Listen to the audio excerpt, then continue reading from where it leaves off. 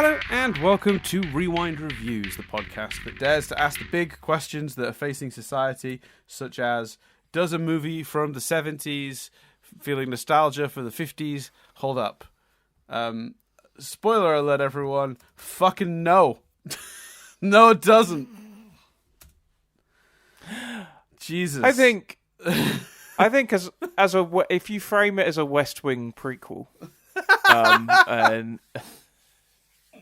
and you know, just find out about Abby Bartlett's youth.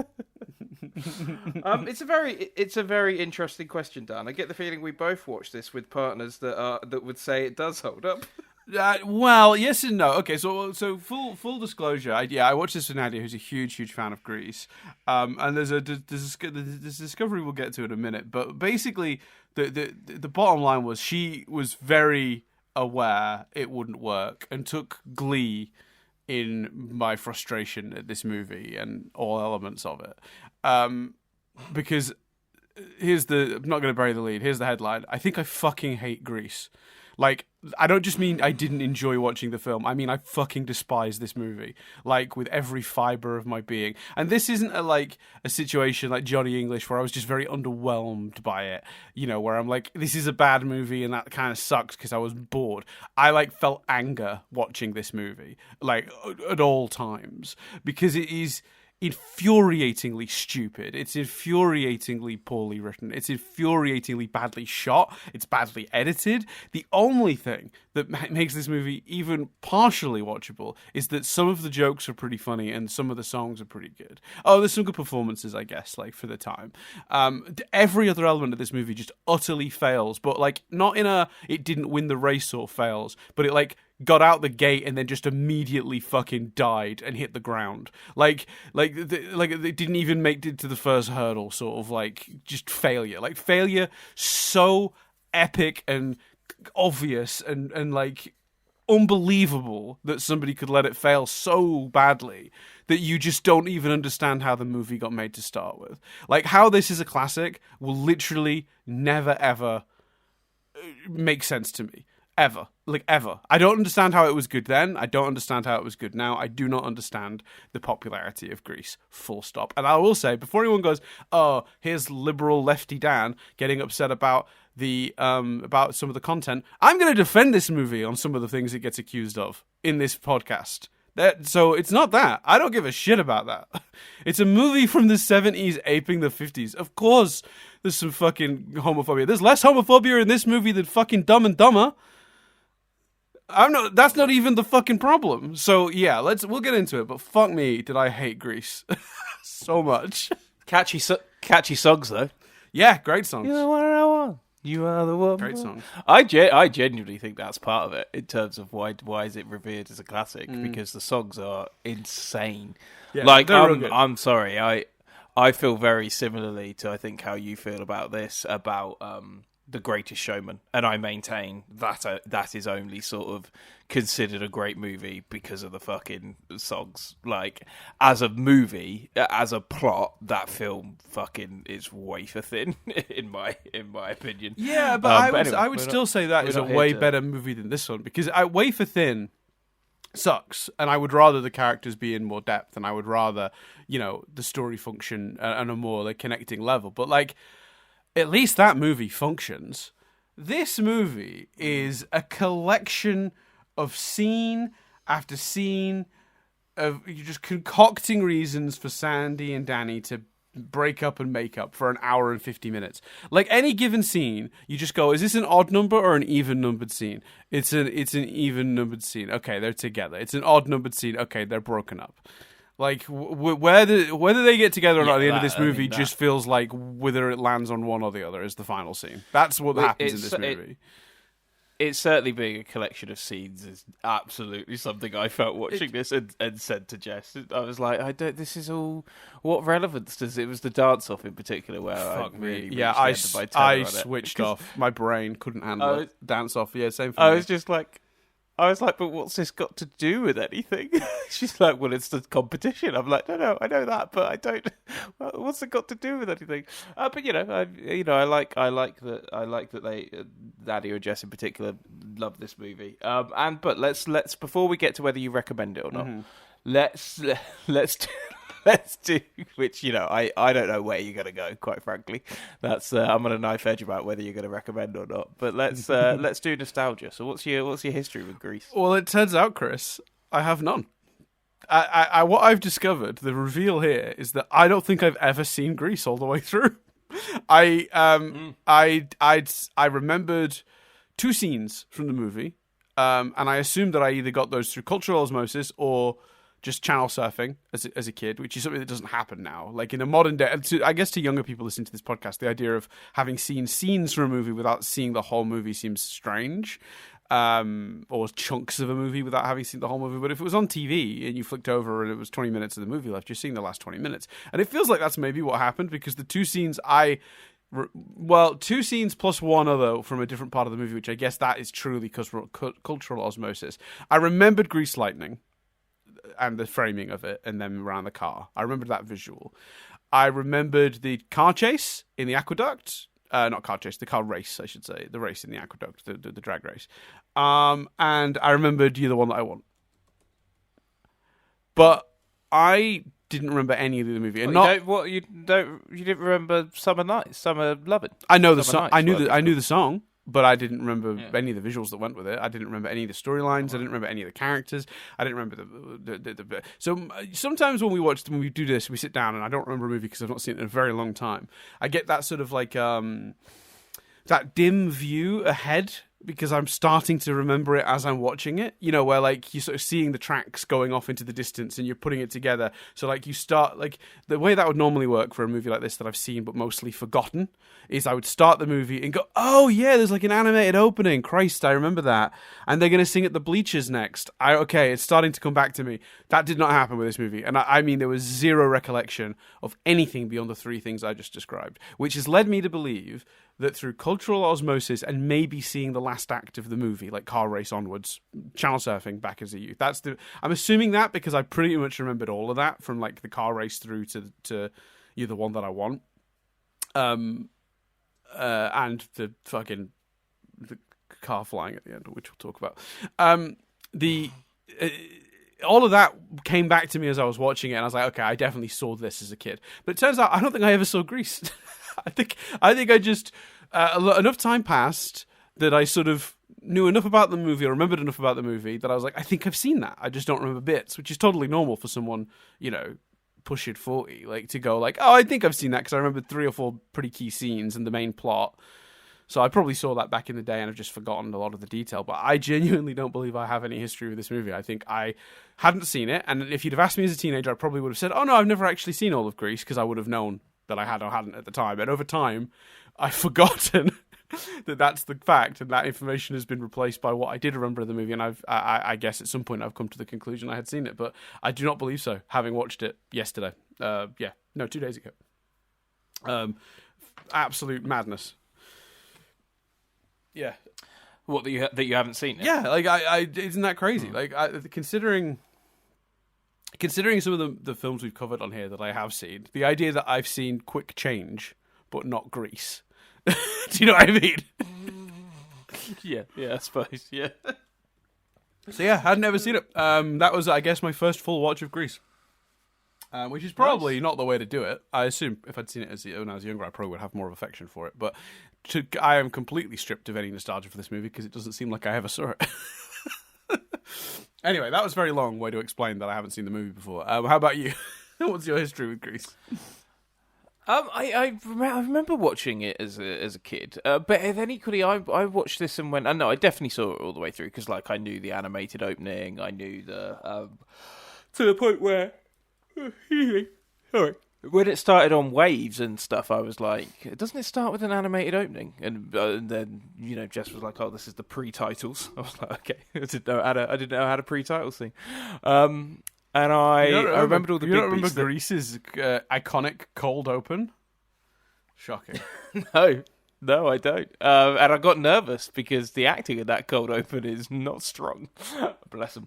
And then they're much better in the rest of the movie. And actually, I thought at first I thought the acting in the opening wasn't strong, and then I realised that actually, I think John Travolta might be one of the best actors in the movie. And I was like, oh no, you've just really defined the difference between Danny with the T-Birds and Danny with Sandy. Yeah, anyway.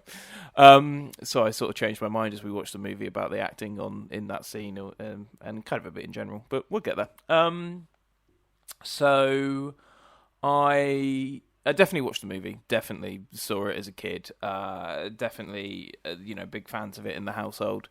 I remember on a Saturday during housework, Mum would put on the vinyl of the soundtrack quite a bit. So that soundtrack is very much sort of lodged there. I actually we used to do this thing at school where each house would put on an evening of like skits and sketches or songs. So people either you'd do it as a whole kind of tutor group, or you'd do it as like a few people, or you'd maybe do it solo. But basically, we as a tutor group in our first year of secondary school did the Grease mega mix, did the Grease medley, and the same morning that we were trying to choose who would be Danny in registration in tutor time, whatever it was called. We were also choosing someone to be on the school council, Dan, on the school council, and make change and do that. And thinking they were talking about the school council, someone went, "Well, what about you, Chris?" And I went, "Yeah, all right, I'll do it. I don't mind." Like, I just felt like I couldn't say no to the teacher. Turns out, mate, I was volunteering to be Danny Zuko. So I played Danny in the Grease Megamix in our That's incredible Year 7 skit. Were you a good Danny? You strike me more as a Kaniki, but that's just me. I can't sing. So on reflection, that's weird. No, I don't think I was particularly good. It was very defined.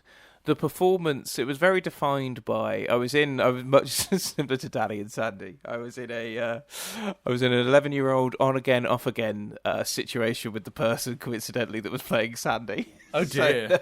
So there was a lot more focus on that. I actually had my first kiss that night, Dan.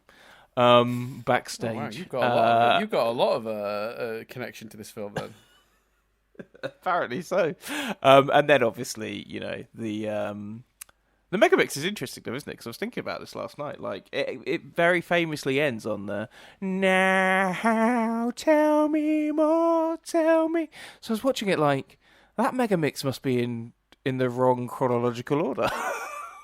And it is. It basically starts with Grease Lightning, jumps to "You're the One That I Want," and then goes back to Summer Nights. But also lots of memories. Is the Grease Megamix, which is a big thing in the UK, when like I get there's also an ABBA megamix that's like really like popular. I don't know if this is a thing that happens outside of the UK. I don't know if the Grease megamix is big in America, or for example, but like in the UK we have this thing where like can't choose which song from this act or musical that you like. Here's a megamix with like, I don't know, 40 seconds of each song. Like, so the whole thing is like 6-7 minutes, but it covers like the gamut of like all the big hits from the thing in question. Like, the ABBA Megamix is pretty popular too. These are mostly reserved for like weddings.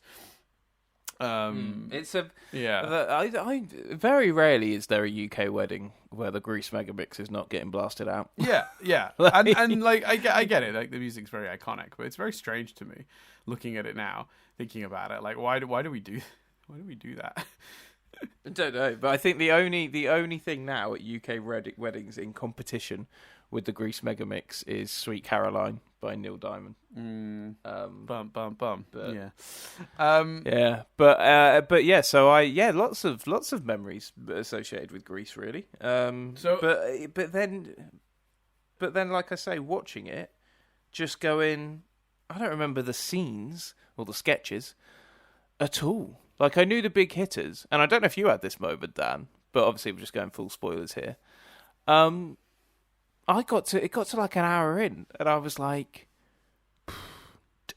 well, Sandy, Beauty School Dropout, and You're the One That I Want are the only 3 songs that I know of that haven't been played yet. like, what's what's the rest of this movie? It's really like we had so many of the big hitters within the first hour. Yeah, You had Summer Nights, you had Sandra D, you had all the Hopelessly Devoted to You. I was just like, where are we going now? Yeah, I guess at that point, I guess I was just like, well, more scenes where they fall out and then are back together again, because that's all it's been so far. So I don't expect that to change in the next few minutes. Yeah, man, Well, go. Let's do your sort of overall thoughts. Like, did you? So you, I'm assuming you fell on you're falling towards the not recommend side, but I'm assuming that based on the tone of a conversation that I'm very much setting. So, like, is that how do you feel about the film now and how you've sort of watched it? I think it depends on as sometimes happens on Rewind reviews where we're dealing in nostalgia. I think it depends on the scenario. If the question is, do you recommend this as a movie, especially to someone that's not ever seen it before? No, I don't know how well this functions as a movie, and my brain can't let the catchy songs override that, because it is a series of sketches. The character work is not the strongest, and all the rest of it, and there are some very bizarre and contradictory decisions throughout the film. If the question is, did I have a good time watching it? Yeah, because of the movie, because of the music, because of the nostalgia. I didn't necessarily have a bad time, if I'm separating this doesn't function as a film. And even, to be honest with you though, even that, like, we were reviewing this, so naturally, and I was sort of slightly prepping Jess for giving her the news that you hated it. But so I think we watched the Grease Live Netflix production a few years ago, and I wasn't raging, although I'd be intrigued to watch that again, having just watched this, to see what they cut and what changes they made. But I do feel nostalgia for the songs. They are catchy, and I do get enjoyment from watching Jess sit there and sing all the songs and enjoy it. So I think chances are your mind, if you've never seen this movie, no, I don't recommend it. If you have seen this movie, your mind is made up. and if you have nostalgia for the songs or enjoy the songs, then you're going to watch it and still enjoy the songs. And the songs are unbelievable. Like, for this soundtrack to have so many good songs, it's fair play to them for that. And I to be honest with you, I absolutely think that's why the movie's endured, and why the movie has kind of earned its place, or got its place in movie and musical history. Because, some of those songs are amazing. And very rarely, I can't think of many musicals where I'm like, I could name you more than six songs. Or even, in many cases, more than, I've referenced The Greatest Showman. I can name you 3 songs from The Greatest Showman. But no, as a movie, it just absolutely doesn't function. Like, it's exactly what you said. It's a series of sketches. Often we're like diverting, like, Beauty School Dropout. Like, we don't really spend any other time with Frenchie, and then her entire arc is just basically that one song. There's a reference to joining beauty school, and then she just drops out, and someone's like, "You're back."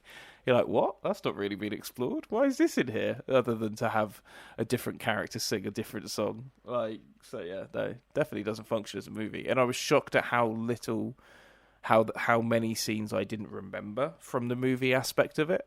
Like, the dance was a huge one. I was like, what the fuck is this? And it takes up like 15 minutes. How did I not remember it?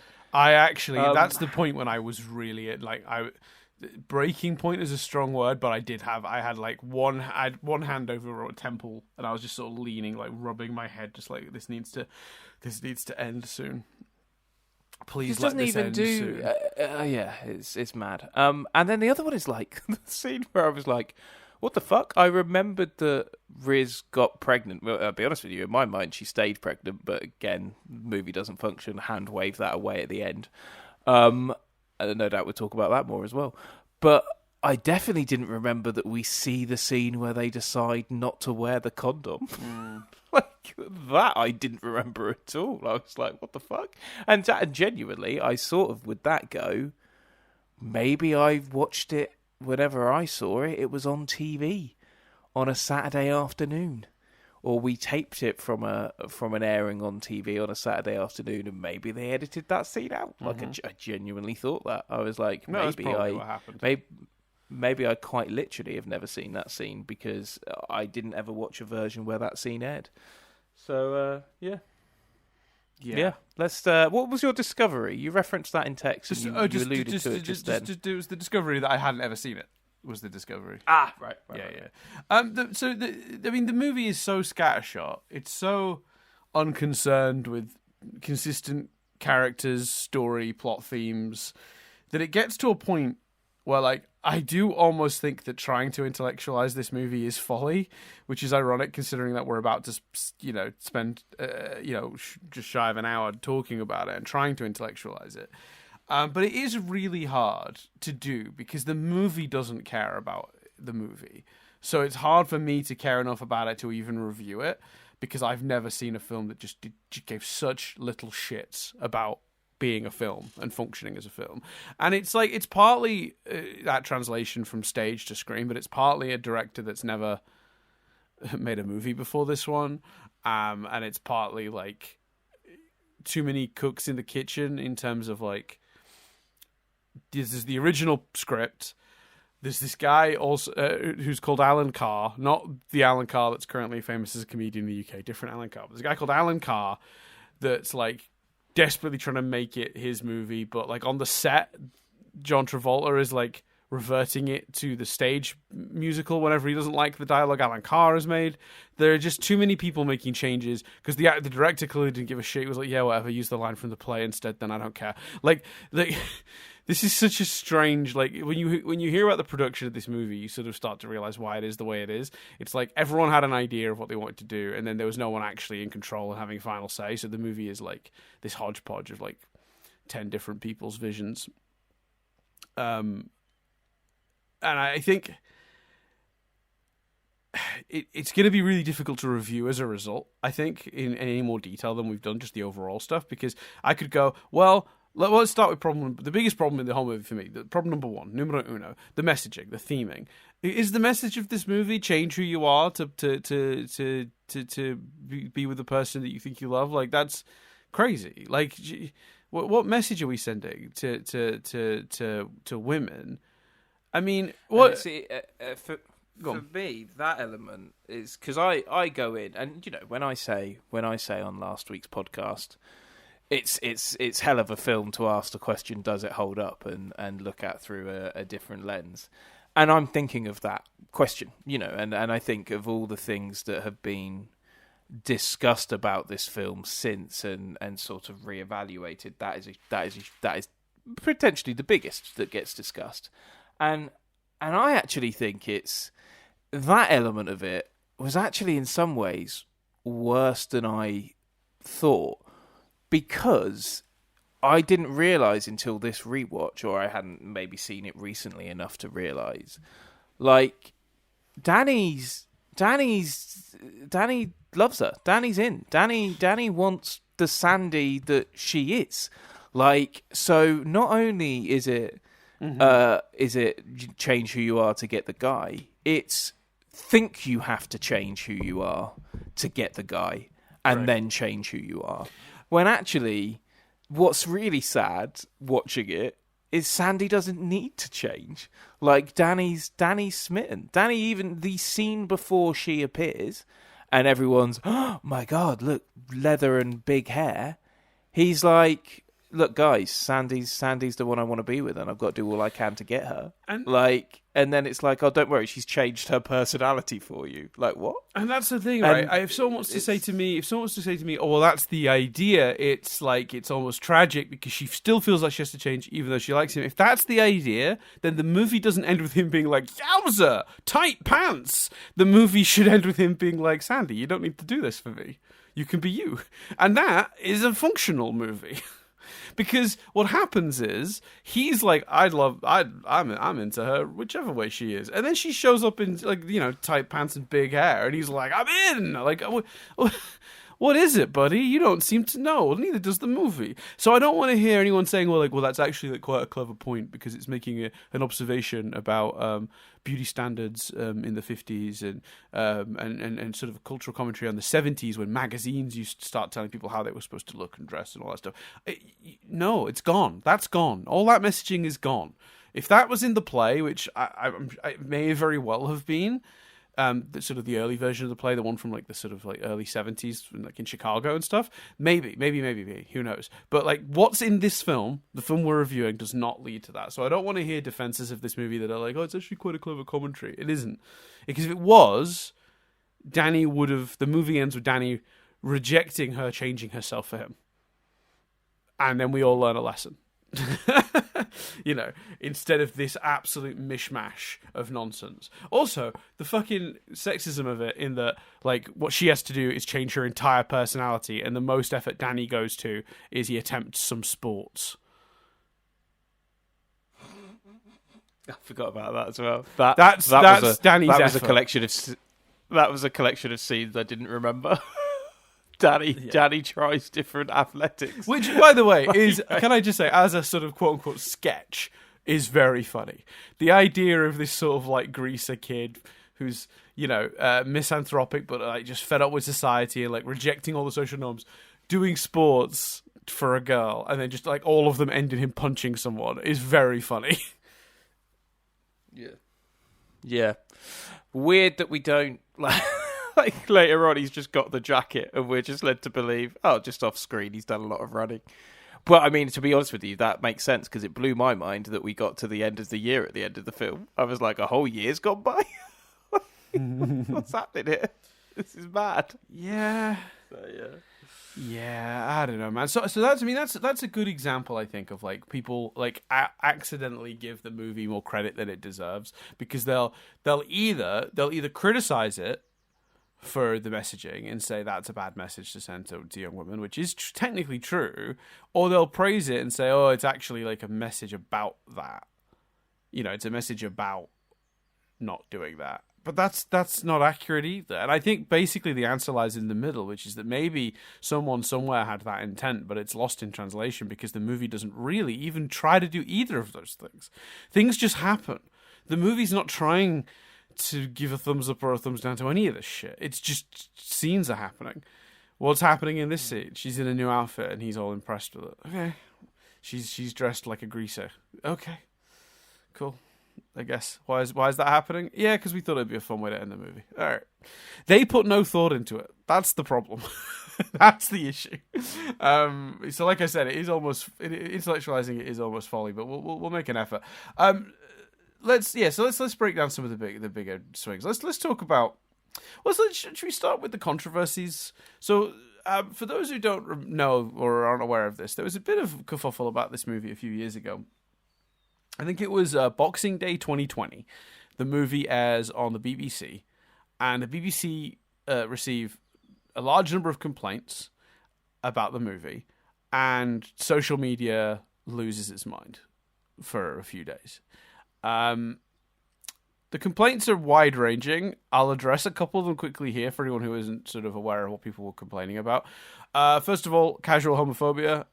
There's a little of that. There's not too much of that because like there aren't any actual queer characters in the movie to like actually like misrepresent. So there's just a few lines. Like the host guy at the dance says something a bit homophobic. It's not great. But again, there are movies from the 90s that are way worse. So, you know, I'm not saying it's okay. I'm just saying like it's on the scale of like my outrage. It's low down. Do you know what I mean? I'm burning Dumb and Dumber at the stake before I'm burning Grease on that front. There's the people who complain about the slut shaming. That was a huge part of it. The slut shaming thing I think is a strange complaint because Rizzo represents someone bucking that trend and not caring what other people think about her. That's the character arc. So it doesn't feel like the movie is slut shaming her. There are characters in the movie slut shaming her, but that's not what the movie is saying. Again, the movie's saying very little, but like, she's the hero of that story. So I think the closest the movie comes to making any kind of point is that it's not okay to shame people the way that they're shaming Rizzo. So the movie, it's that difference of like, you know, on the subject of racism or contains racism.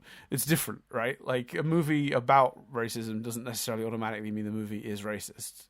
It means it's discussing that subject, and that's okay, depending on where it lands. And I don't think the movie thinks it's okay that everyone is telling Rizzo that she's easy and loose and all that stuff. I don't think the movie pretends that's allowed or fine. She seems pretty sad about it, to be honest. So maybe I've misunderstood. What was the other controversy? Yeah, and I think we also see like that we literally watch, and it's incredibly high school thing, isn't it?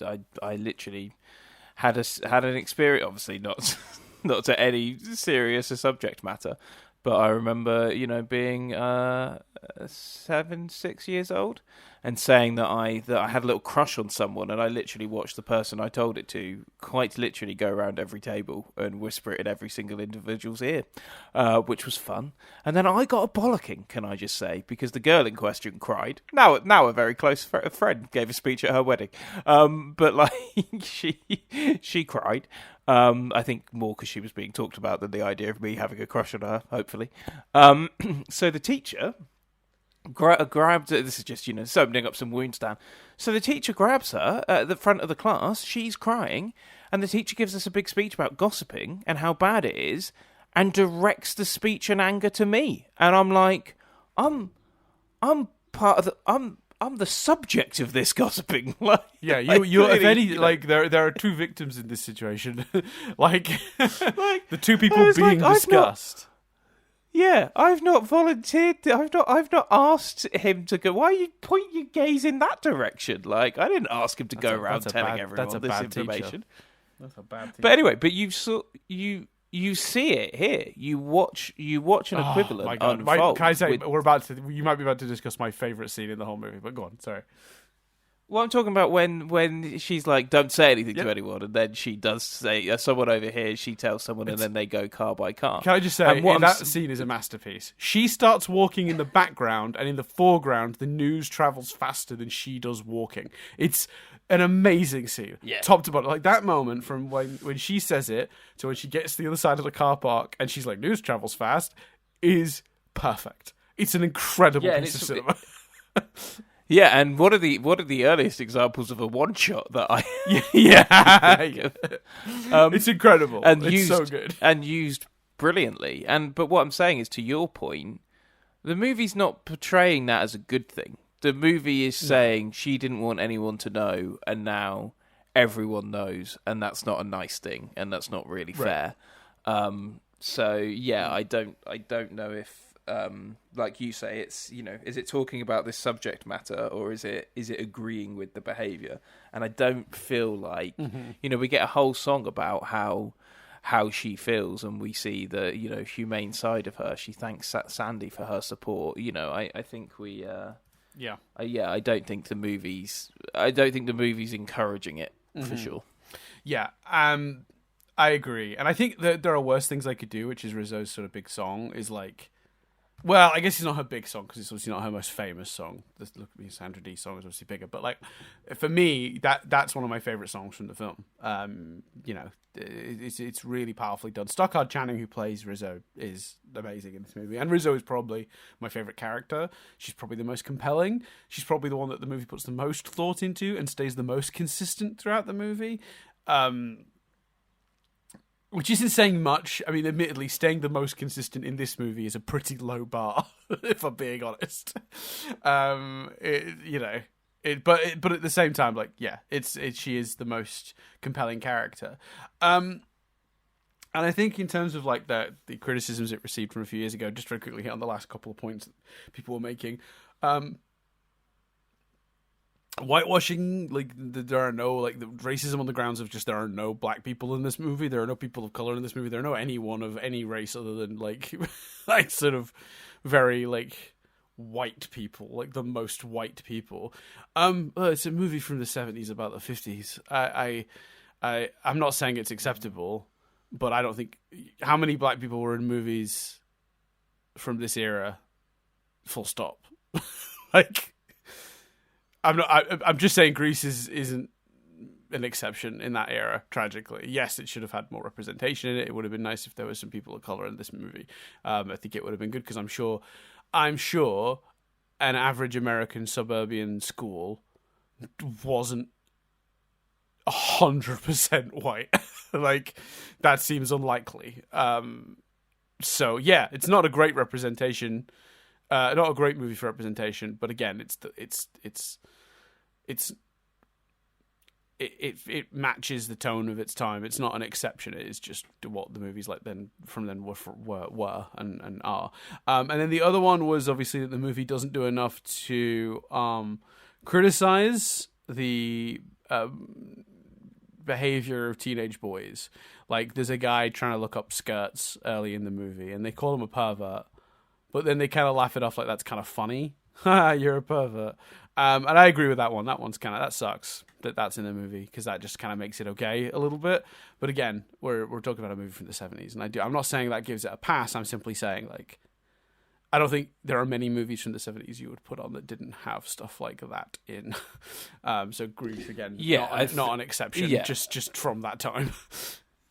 Yeah, we've reviewed stuff before where there's that sort of shit in there. Mm-hmm. Yeah, they don't put too much of a pin in it. Small mercy, at least. Yeah, there's like one, maybe two scenes that sort of do stuff like that. So yeah, I think the annoyingly, I'm going to end up defending the movie slightly in that, like, I think a lot of that criticism and that shock from a few years ago was interesting to see young people see this movie for the first time and be like, this is fucking awful. But also it just felt like the headline shouldn't be, it feels like the headline shouldn't have been, audiences shocked by the content of Grease, and more young people learn about the 70s and the regressive attitudes. Like, it's just like, oh, young people are just learning things weren't quite as accepting in the past. Which is a horrible thing to be laughing about, because at the same time it is like really depressing to think that this sort of stuff used to be acceptable. But it also, I think, as trying to be glass half full about it, the fact that we're looking at it in a modern lens and going, oh, that's not cool, shows us we've moved on too. So that's a good thing also. But yeah, I thought the outrage over this movie, having now seen it, is kind of funny in hindsight, because it's there are bigger problems in the world, to be honest with you, than whether Grease is socially acceptable as a movie. So I don't know if we should be cancelling Grease. Maybe put a warning at the front, like one of them, reflects the attitudes of the time sort of thing. That's fine. Do that. Lots of movies we do that with. Yeah. Yeah, I think that would make sense. Yeah, like you say, there are things in here, but there are things in most movies, and I think especially of the time, and that's not an excuse. Like you say, there should be a warning. This wasn't acceptable then.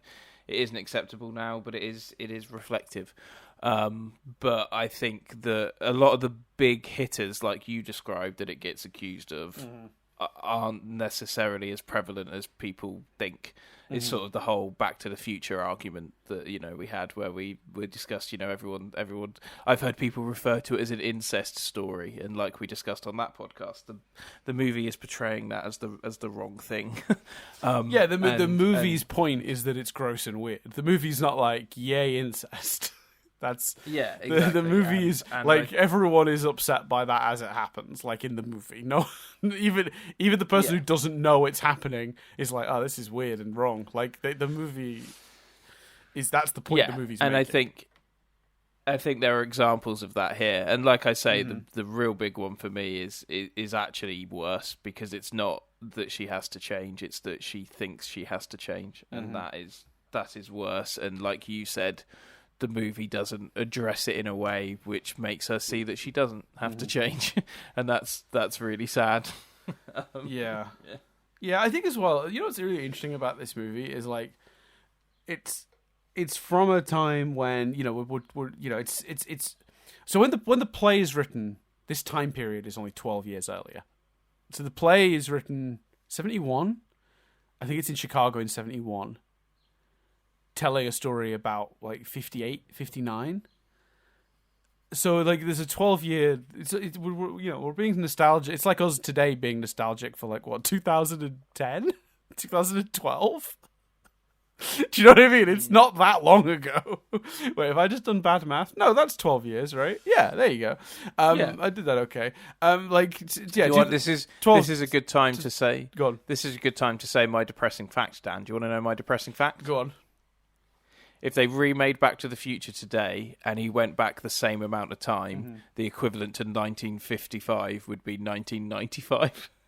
Depressing. That's very depressing. I don't care for that at all. Marty, like, what's this Nirvana? Ugh. It does show you though. Like, I know that sounds stupid, but it is. As much as I don't want that movie to get remade, the central premise could be Kid Out of Time could be remade every 20 years. Yeah. But anyway. The point I was rounding to is like the one thing I will say in this film's favour is it does do a really good job, considering that the notion of a greaser is no longer in popular like parlance. Like, I imagine if you pulled a kid aside from today and said, "What's a greaser?" they're not going to be like, "Oh, it's like a subculture thing from the 50s. They emerged post-war, and they were sort of came from motorcycle groups, but basically they were disillusioned with America. They were often from like poor economic backgrounds, like they felt marginalized, often male, working class. Like they're not going to know any of the things about this. Like they're not going to talk about that sort of rebellious attitude to all of the social norms of the era. So the movie actually does a pretty good job, to its credit, explaining without explaining.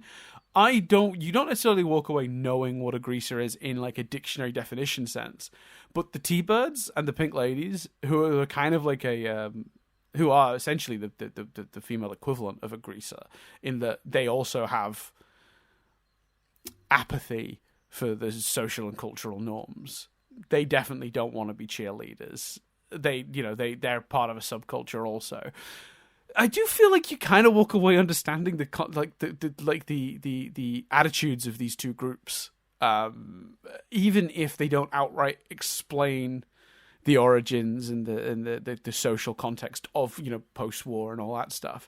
Like, the movie actually really does help you understand who these two groups are in the school. They sort of they hate, they're equal opportunity haters. They hate everyone that isn't them, and that's kind of fun.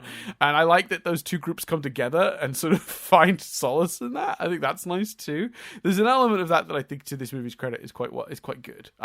In my opinion, it's probably one of the better elements of the movie, other than like Rizzo being reasonably well written. I don't know. Did you sense that? Because even in that opening scenes when they're just like in the school, which felt really stressful and chaotic, by the way. I know that was by design, but like those opening scenes in the school where everyone's talking over everyone and it's all chaos, and I was just like, God, I feel bad for these teachers dealing with these people, because they're all a nightmare. But yeah, did you get a sense of the movie's like exploration of the movement of greasers?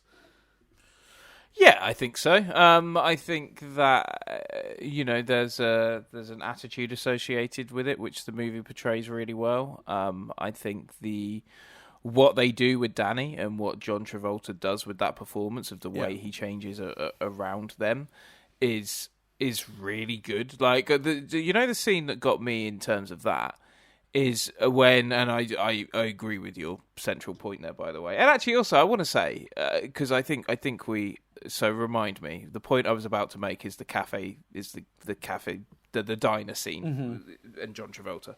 But in case I forget that, that's the point I was going to make. But I feel we should say this.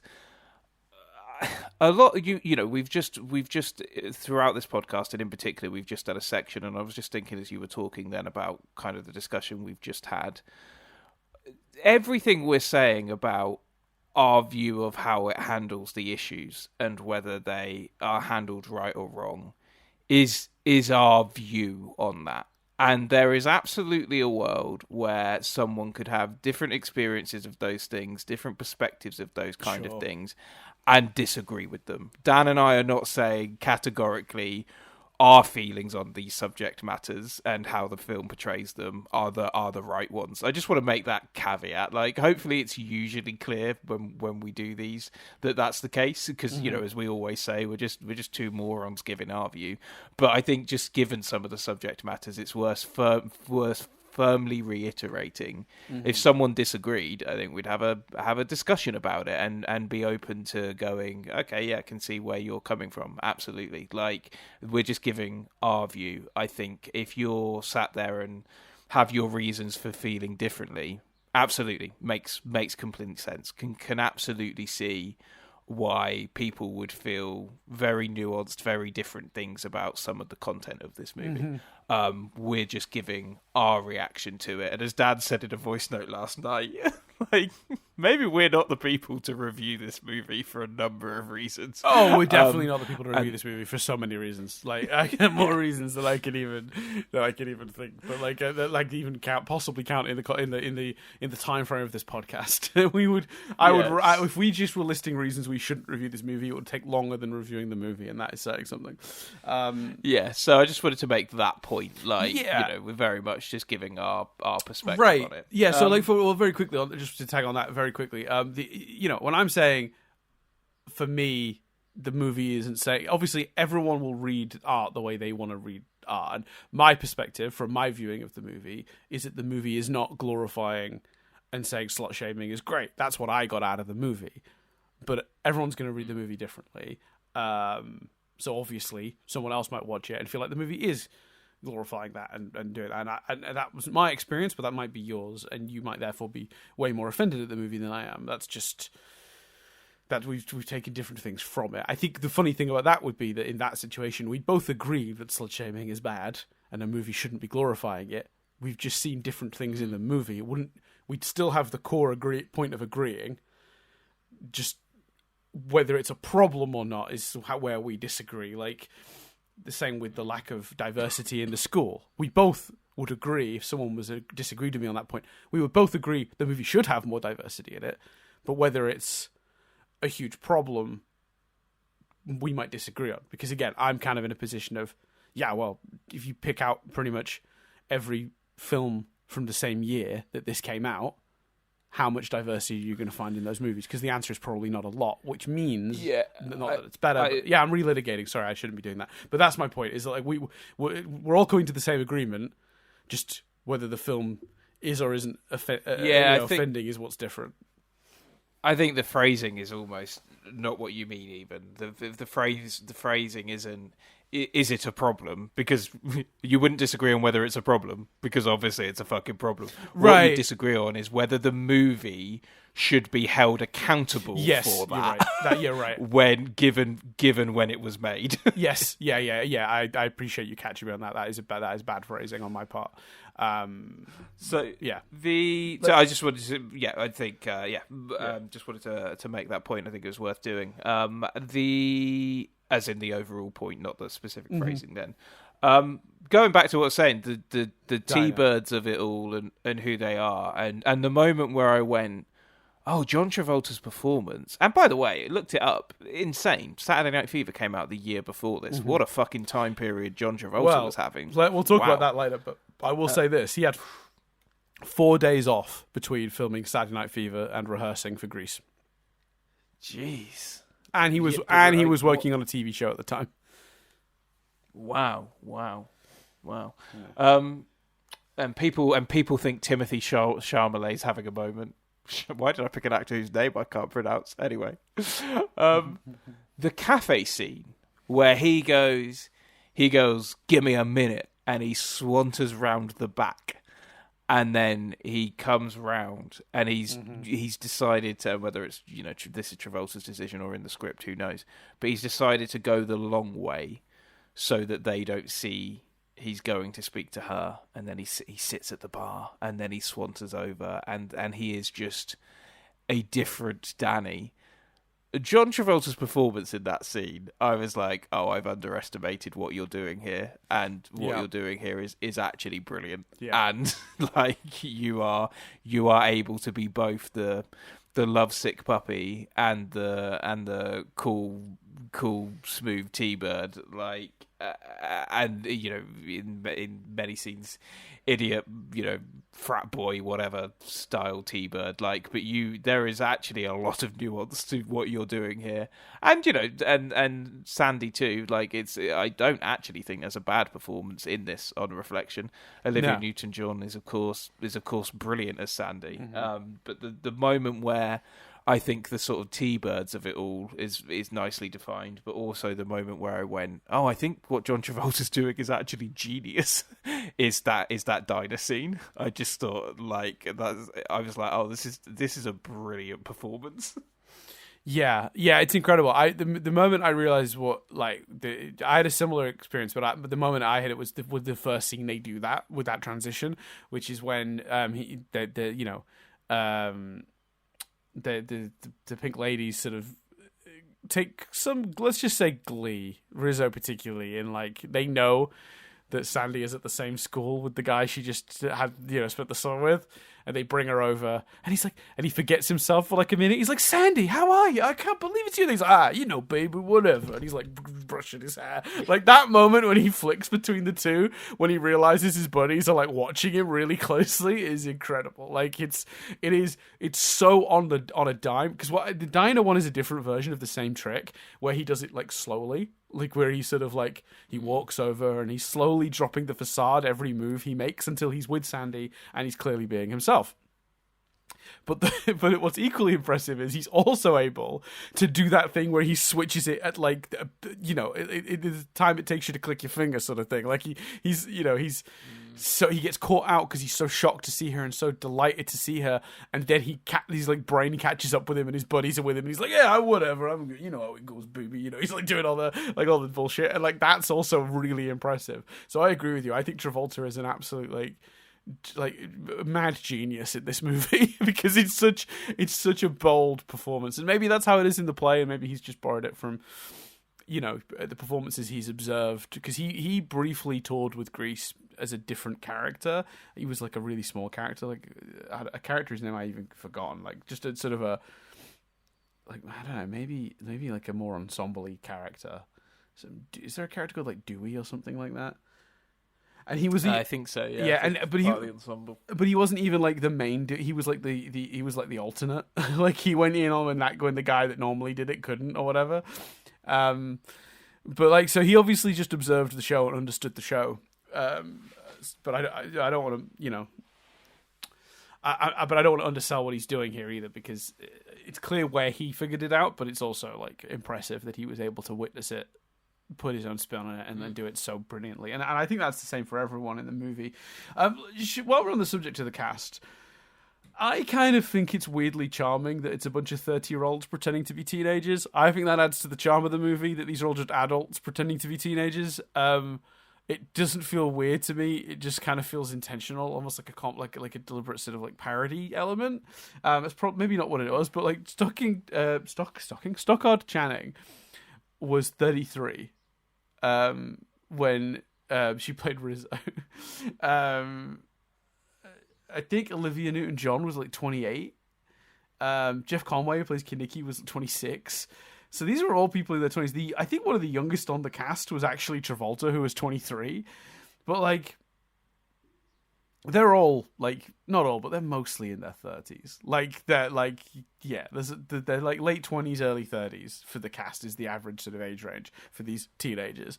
I kind of find that funny. I don't know. Do you think that's a problem? Did you notice that, or like, because a lot of people criticize the movie for that, and I just kind of thought that was kind of part of the texture of the film. Yeah, I don't think it matters. Partly because it's set. It's like you say, it's a '70s movie set in the '50s, so there's an element of it feeling older and nostalgia and all this stuff. Anyway, do you know what It didn't bother me, partly because everyone is so frigging good. Like, what do you want? Do you want someone other than Olivia Newton-John playing Sandy? And in particular, the one that looks particularly older, I would say, is potentially, comparatively to, say, Olivia Newton-John or John Travolta, is Stockard Channing. And fucking hell, you want to take that role away from her? Fuck that. Like, I don't want another Riz. She's brilliant. Yeah. She's absolutely perfect in that role. Yeah. It's phenomenal. And the fact that she's a little bit older potentially adds to the depth and the nuance. I keep using the word nuance. Fucking hell, the depth and the the layers that character needs. So fuck no. Do I want to do anything that takes that away? Yeah, no, I would agree. It is an interesting thing. I know the movie gets a lot of criticism for that, but I think that's the least of the movie's problems. So yeah, I think in terms of like, if you're thinking this is an unusual review because you guys haven't like done the usual stuff you sort of go through as people who sort of are passionate about screenwriting specifically and have studied screenwriting, like we often talk about character arcs and like the acts, the 3-act structure, like how it functions, but like this movie doesn't have any of that. So there's really no way to review it on those merits. So we had to talk about other stuff because like there aren't character arcs. Because the characters just do whatever they need to be doing for each individual scene. Like in this scene, they need to be angry at each other because that's the joke. All right, they're angry at each other this scene. The next scene, they're not angry at each other anymore. Is there a reason for that? I don't know. Maybe the scene will explore that. Maybe they're just not angry with each other anymore. Okay. I don't know. I'll go with it, I guess. Like it's infuriating if you try to watch this academically, which is obviously what I tried to do with this podcast, is try to watch the movie with a sort of critical eye, and that actually became an infuriating experience for this one. So if people are wondering why we're not covering the same stuff as usual, I mean, yeah, the storytelling of this movie is non-existent. So we're just gonna have to talk about what. I think specifically, it feels like a collection of scenes, and even Danny and Sandy's arc is not clean for the reasons we've discussed on how it ends. The slight back and forth. I think, like I say, the Riz conclusion of it was a false alarm is a real cop out, and you go, well, what was the point? Frenchie is brilliant. Oh, you've not called that actress out. I'm not sure of her name, but she's fantastic. And Beauty School Dropout is a great moment, but it's a sketch in the middle of a movie. Like that character doesn't have an arc for the rest of the movie. It's Didi Con, by the way, just quickly before I forget the name of the actress, Didi Con. Ah, cool. Thank you very much. That stuff just unfortunately isn't there. To talk about positives, then, Dan, what are your favourite songs in the movie? What are you enjoying? You know what? I'm gonna be very controversial here because I honestly think Grease is the word. Like, which is the only one that's like of that style, is actually as a piece of music my favorite. Like that's the one I would, if someone said to me right now, go to the shops and pick up some milk. I mean, you need to listen to a song from Grease on the journey. That when you pop down to the shops, I'm putting on Grease is the word. That's the one that, as a song, I would just listen to in my day to day, like happily. It's a great song. But the rest of the music is really good, very catchy, perfect for a musical like this. In terms of like the song, the meaning, the like the actual execution of it, like I do really love There Are Worse Things I Could Do. But I guess if we're doing like the bops, because people want to know like what's the best like musical number. I know a lot of people like Grease Lightning, but I honestly, maybe a controversial point here. I think it's shot and edited really badly. Grease Lightning. I think the song is fun, but like it's just really badly, like it's badly choreographed, it's badly shot, it's not as fun as it should be at all. The editing's horrible. Yeah, I don't care for the song's good, but in the movie the sequence isn't great. So I guess if we're gonna combine like what's the best like song plus like staging and dancing and like all of the things coming together, it might be the one that I want, because that is super fun. Out of the context of the movie, the dancing, the way they're moving between the different like rides and locations. They're both their performances, like his over the top exaggerated reactions to her, having this visual change is brilliant. Like his big eyes he does when he falls on the stairs. The physicality, again, the physicality of, like, in terms of his performance, the physicality of John Travolta in that song is phenomenal. Yeah. So that's, I guess, in terms of like what's the best one when we're pulling all the elements in, like music, visuals, all that stuff, is probably the other one that I want. Yeah, that's probably the best one. I mean, what did you think about that? What's your kind of what from a music perspective? What stood out to you? I really like Summer Nights. Obviously, there's problematic lines. We all know that. It's problematic lines in all of the songs. The Greased Lightning has the thing that the chicks will cream. It is just continues to be one of the most uncomfortable lines in any song. Is that what that line is? I've never picked that up. I've always assumed if you were to say to me, if you were to play me that and say, what is those lyrics? I'd have said something like, it hits supreme. I think I always thought it was, it hits supreme. Is it the chicks will creep? Yeah, I believe so. I'll double check the lyric, but we had subtitles on, so I feel like I got the lyrics more like very, like as accurately as this was, as accurate as the subtitles were. Let's find out.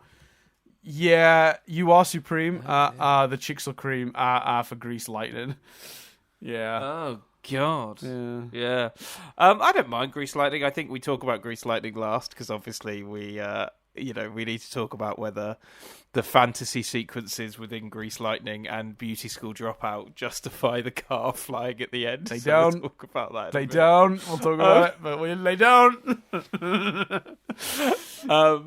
I really like Summer Nights. Yeah. I like the way it's edited. And I like actually obviously some of the lyrics don't hold up, but that juxtaposition of what the girls want to know and what the boys want to know is fun, and I think lyrically is well constructed. I actually really like We Go, and the one I was like, oh, I like that song more than I realised is We Go Together, because whilst the lyrics are a bit silly, the joy felt in the film at that moment. And the idea of the two groups coming together and performing, even though they've not really been a gang, like there's a bit, again, this is just an issue with the movie, not the song. There's a bit where he's like, "Oh, the gang's all here." Like, you haven't been a gang for the entire film. Yeah. What do you mean the gang's all here? You're not a gang.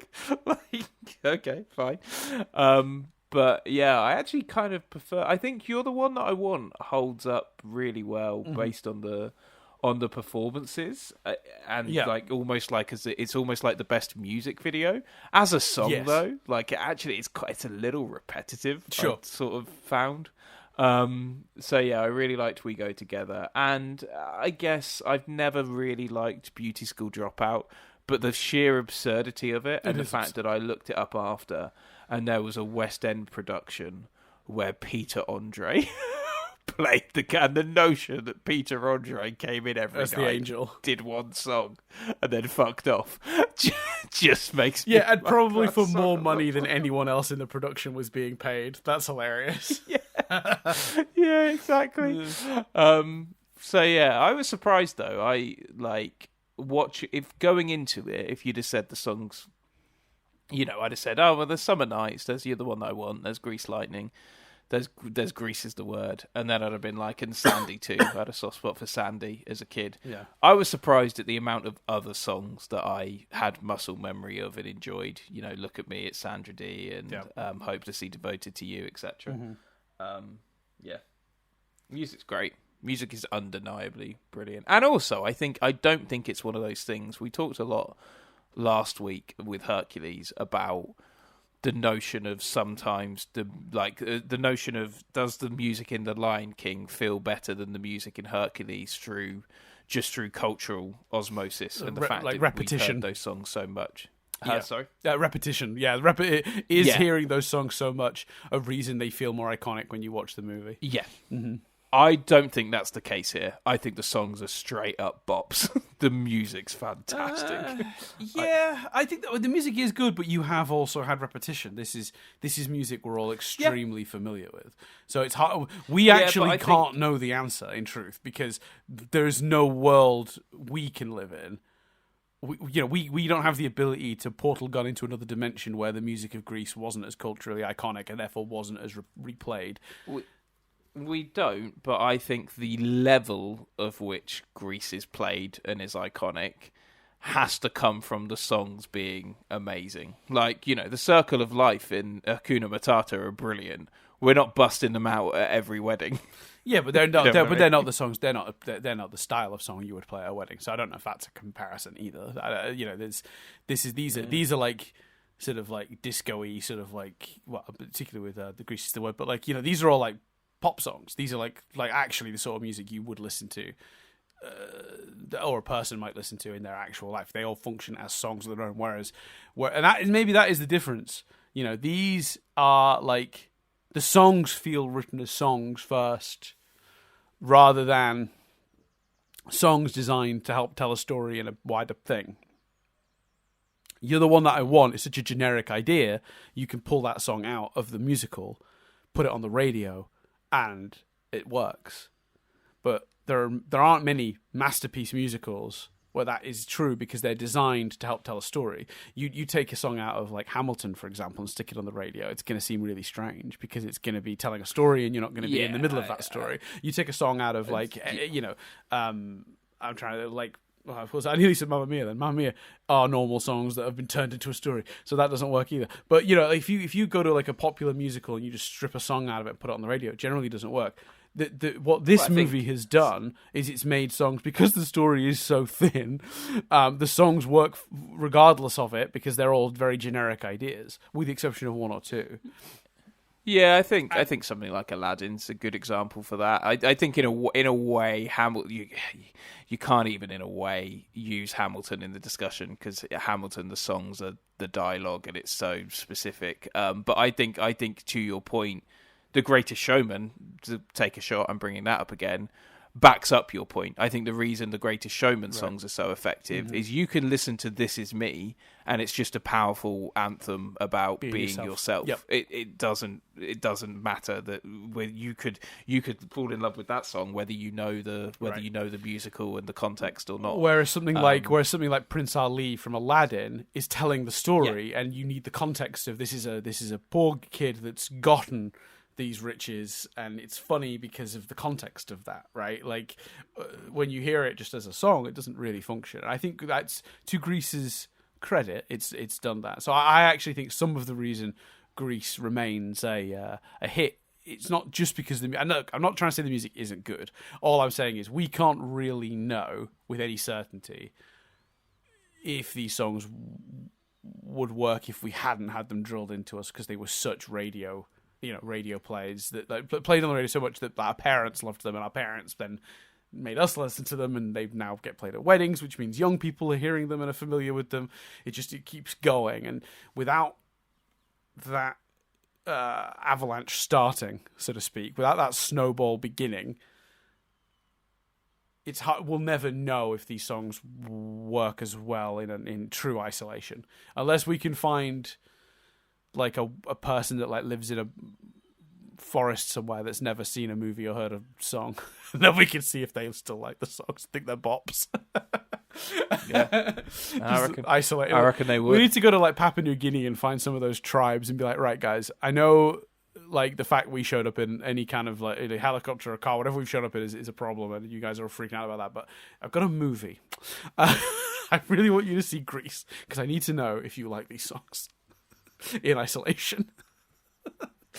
Yeah, specifically.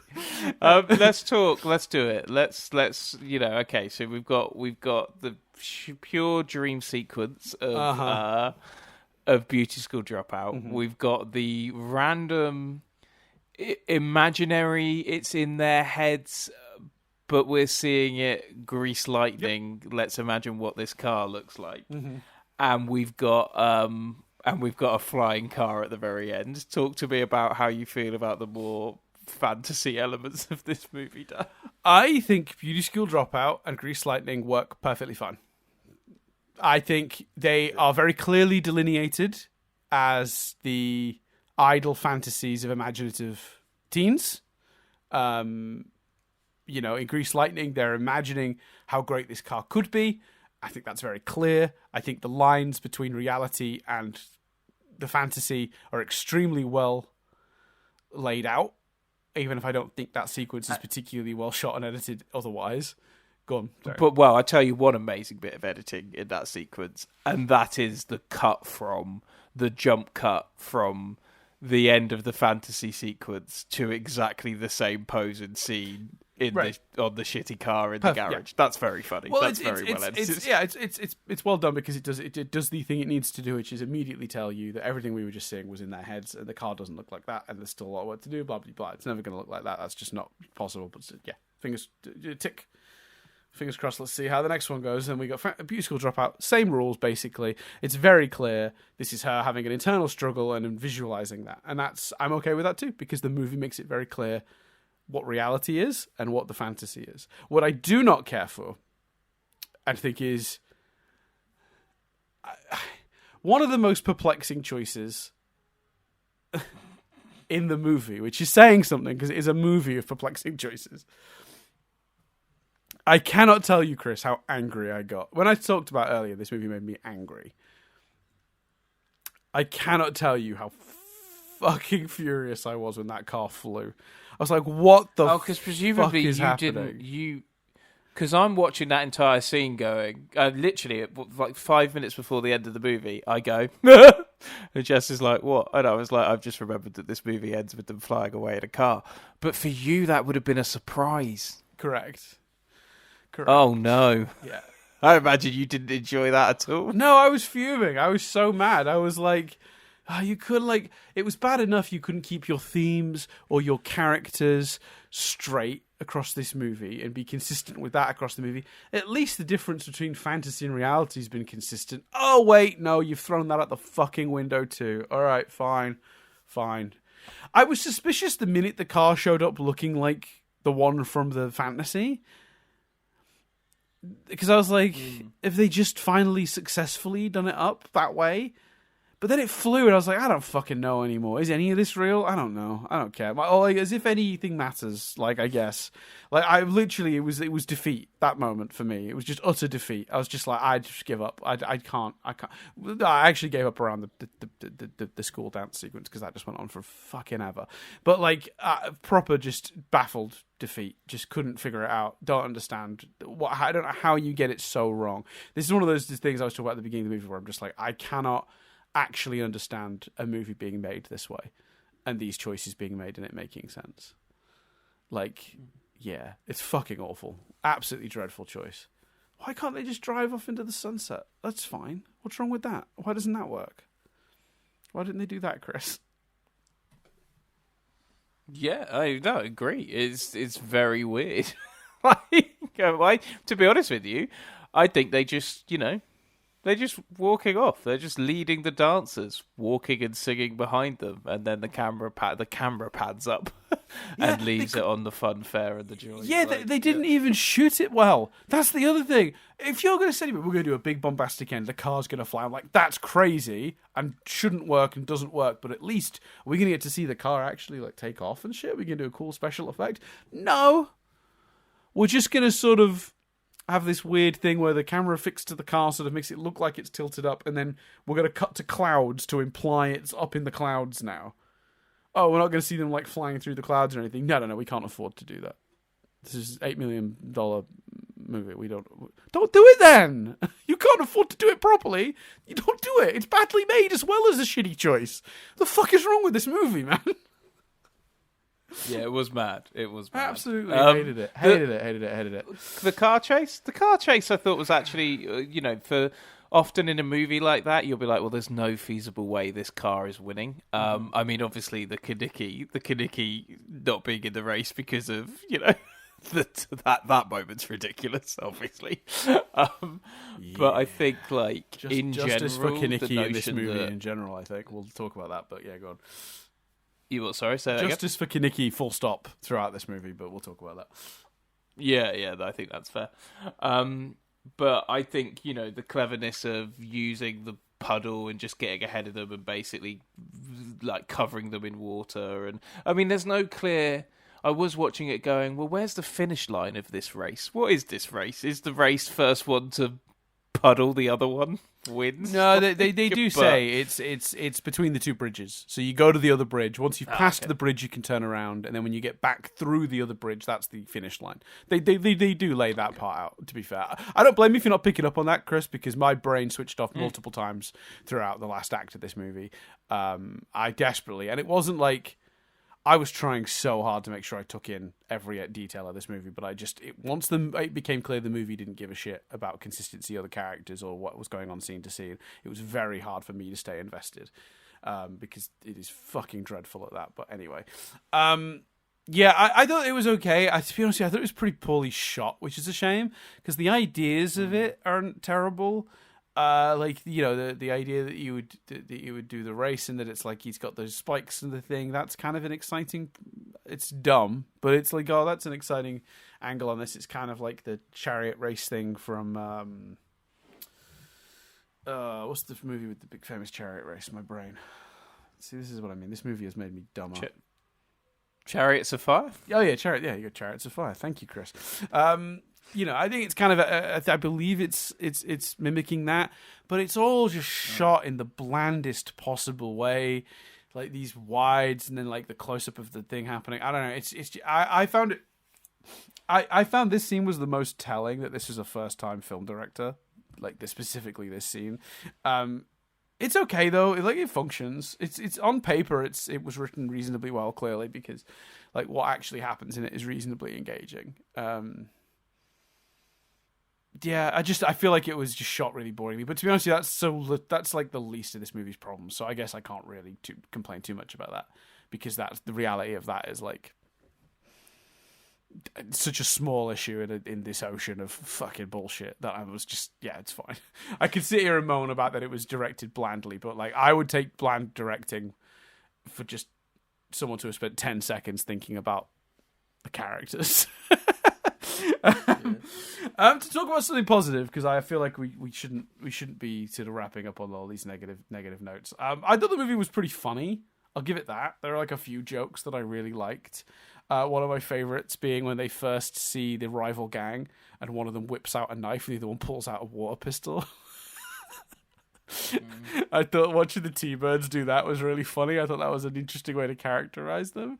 The contrast of the two made me laugh. Even though the scene is super uncomfortable, I do enjoy the joke of I bought it when I was in 7th grade.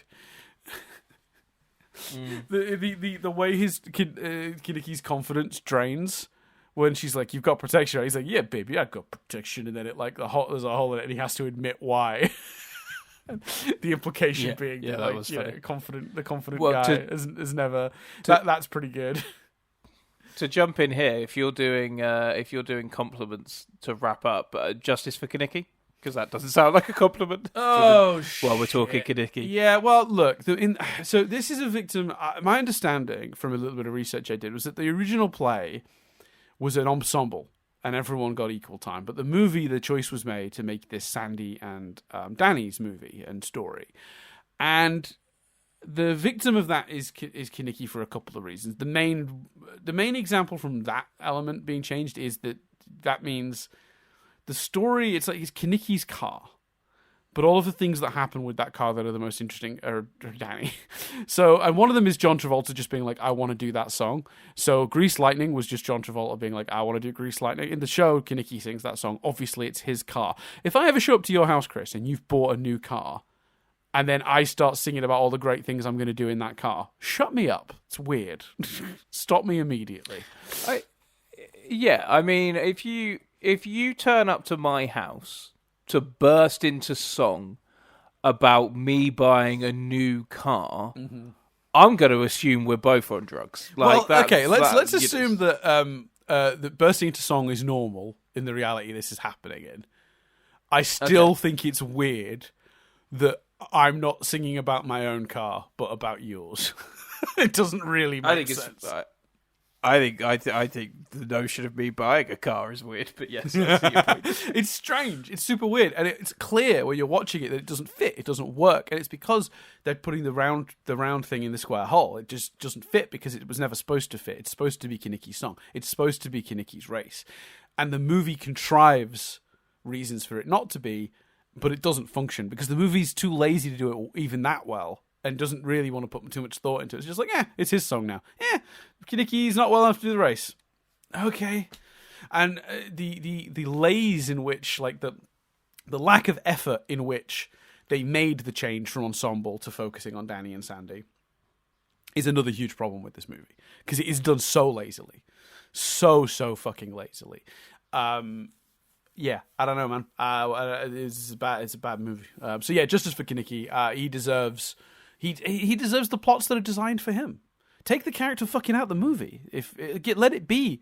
Let it fully commit to it not being an ensemble and make Kanicki just another one of the guys and focus on it's make it fucking Danny's car. Make it Danny's race. Make it Danny's thing. Why is Danny racing Kanicki's car for him on his behalf? Other than that the movie wants him to be the cool guy in the car. Make it his car then. I don't understand why we're not going to commit to this the whole way.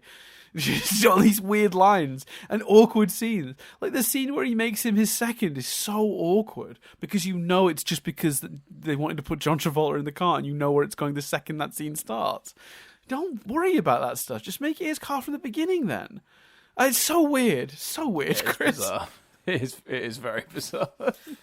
I think you're almost giving the character too much, because obviously the car and the car being shit is part of the rivalry with the other gang and all of that sort of stuff. So I don't think it's as broken as you, but I do see your point. Fucking dreadful. But, yeah, absolutely dreadful. The movie's like that all over the place, though. I mean, that's one example of a wider problem. And the wider problem is just no shit's given. That's the wider problem. No one was interested in making a coherent film here whatsoever. They just didn't care. This movie is the definition of, like, do you remember that story that Mark Hamill tells where he's filming a scene from Star Wars with Harrison Ford?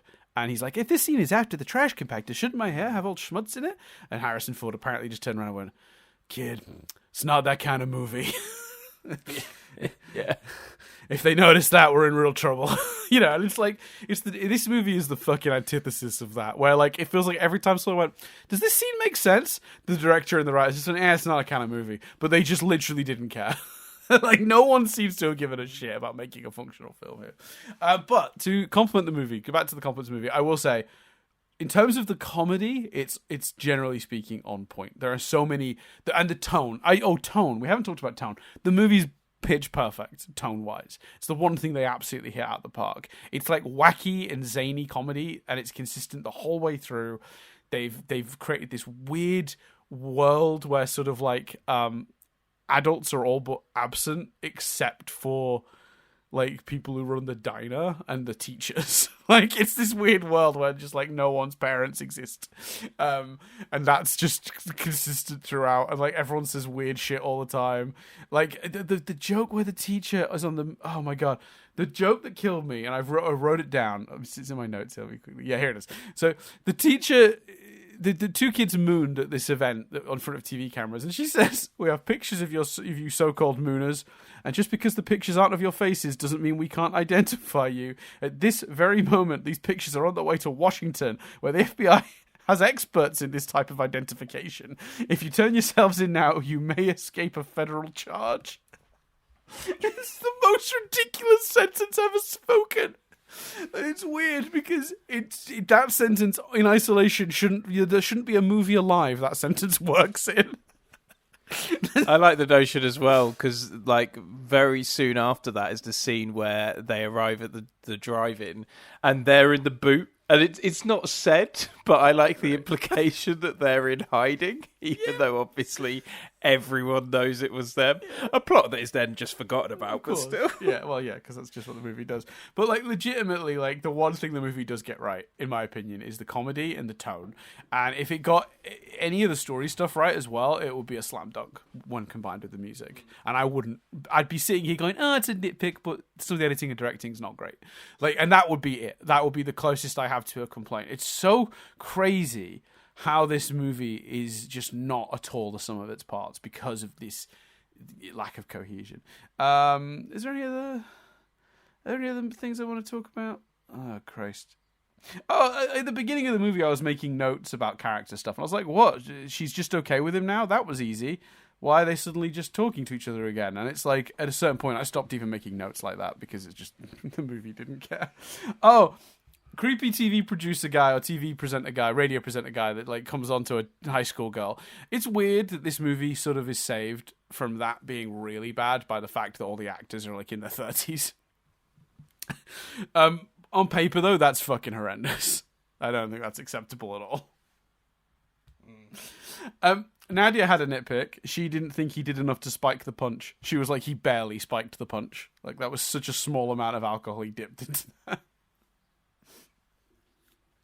Well, also, what's weird is what got me about the spiked punch is it then didn't lead to anything. Oh, it's just a thing that happens because this movie's just full of things I was watching the scene going, oh, is the dance going to go into disarray? Yeah. Because the punch has been spiked. Yeah. No. So why did we see that then? Yeah.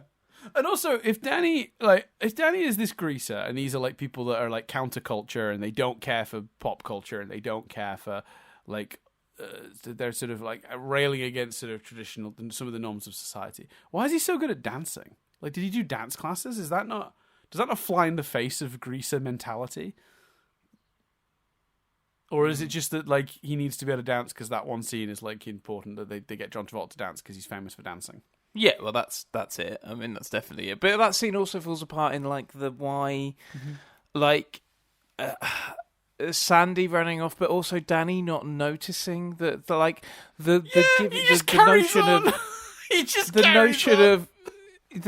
notion of Danny's just taken with the rhythm of the night. Like I'm supposed to believe that he's so committed to dancing, he's willing to throw Sandy away. Like I'm supposed in that scene, that's what I'm supposed to believe. Even in the dance-off notion, you're like, okay, you can maybe stretch to he's just in the moment, he's just carried away, whatever. But the point where they win and then do a slow dance and he's still not going, hold on a second, where's Sandy? Yeah. I shouldn't be slow dancing with my ex. But this is the problem. It's just weird. So much of this movie has scenes like this that it's like people are probably wondering why we haven't talked about them. Just because there's hundreds of them. Like there's a scene where he gets really handsy with Sandy. Like really handsy, and she has to get out the car and leave. And I'm supposed to be like rooting for this couple. Like the movie doesn't. Yeah. The movie doesn't care. The movie does not give a shit. So why should I? That's why I'm not complaining about it. It's because it's one of 1,000 scenes like it that contradict everything that's come before. Like it's exhausting to even try and think about the logic of what this movie wants me to be thinking or feeling at any given time. Because that scene's really gross, super gross. And the moral of the movie at that point should be she should stay away from Danny forever. Forever. That I shouldn't be celebrating those two coming together at the end in any way, shape, or form. Danny should go in a bin. Danny should walk out of that scene, fall off a cliff into a bin, and then Kaneki should drive through in his car and be like, I guess I get to race then. And as he drives off, he's like, under his breath, go grease line. That's what should fucking happen. Yeah, absolutely. Oh, man. Fuck this movie. Fuck this movie. Do you think the movie earns them all being friends at the end? Like the two groups? No, like I said earlier, not at all. We don't see them. Covered that. We don't. Pardon, sorry. I was just saying. Yeah, you're right. We did already cover that. Go on, finish your point. It just that it doesn't earn them all being friends. It definitely doesn't earn the notion that just everyone else in the gangs are pairing up. Like, apart from Frenchie and the other guy who have sort of had scenes like dotted throughout the movie suggesting that they might be a couple. But the one where it's like the guy and the girl who was getting hit on by the creepy TV presenter, you're like, you got. I don't know, maybe they're just actually like they're just together for the photo, aren't they? It's not necessarily saying they're a couple, but yeah, no, they've barely interacted throughout. It's the button, like I said earlier. It's the gang's all here. What do you mean the gang's all here? Yeah. Oh, to one other quick note, the movie could not be fucked to think of a reason why Sandy was present. At the school. Like, it's so funny. It's like he sees her, she's off to Australia, and then the movie's like, she's at that school now? And you go, that's a weird coincidence. How did that work out? Reasons. Just reasons. Oh, so you didn't go back to Australia? No, we stayed. Okay. All right. It's the bit where she goes, I'm used to grief. I was like, oh God, maybe someone died. Maybe that's a part of this movie. Like, someone died and she had to stay. Like, she didn't go back to Australia because of it. But no, like you say, just not explored. And the reason it's not explored is because in the original show, she's not from Australia. They changed that for Olivia Newton-John because Olivia Newton-John wasn't able to do an American accent, which is fine, and she's great in this movie, and she should be allowed to keep a normal accent. It shouldn't be an expectation. But when you cast Olivia Newton-John because she's good, and she's Australian, and the character isn't Australian, you have to realise that by making that choice, you now owe the audience a reasonable explanation why an Australian is at an American high school. In the 50s, and it could be as simple as a single line. Oh, my dad, when we were out here on holiday, my dad found work, and now we're staying here. Oh, we did it.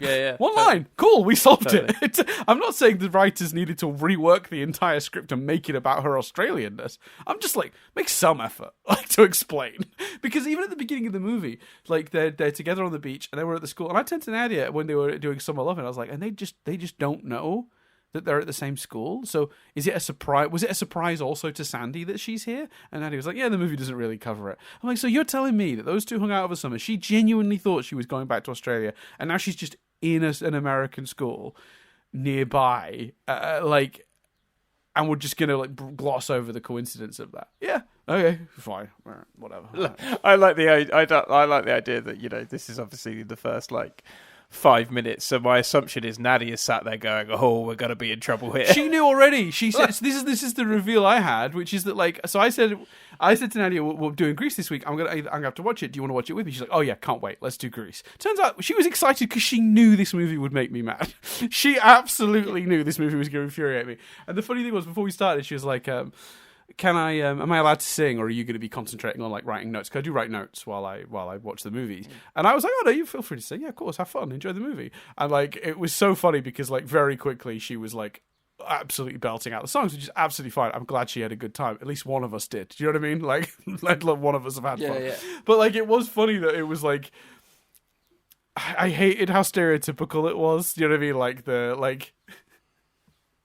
The couple where the girl's having fun and enjoying the thing just as for the thing and the sake of the thing, and then just the fucking bitter guy at the side just I fucking hate this. I'm making my stupid notes about how dumb this fucking movie is. Just desperately wanting to tear it down, but not being willing to spoil her fun, so I'm not saying a lot of it out loud. So yeah. It was interesting viewing experience. She had a good time, but she knew I was gonna hate it. It turns out I didn't know that until afterwards. She was like, oh no, I knew this is what we were getting into. I knew this movie was not for you. So there you go. Is it time, Chris?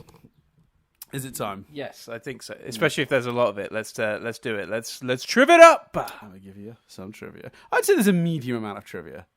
I'd say this is average. This isn't an extra long one. One last note I very quickly didn't cover. Just very quickly. Leave Eugene alone. He's got more style than all of you combined. They're all kicking Eugene at the beginning in their dumb fucking leather jackets, and he's wearing a really awesome suit. Fuck off. Eugene's cooler than all of you.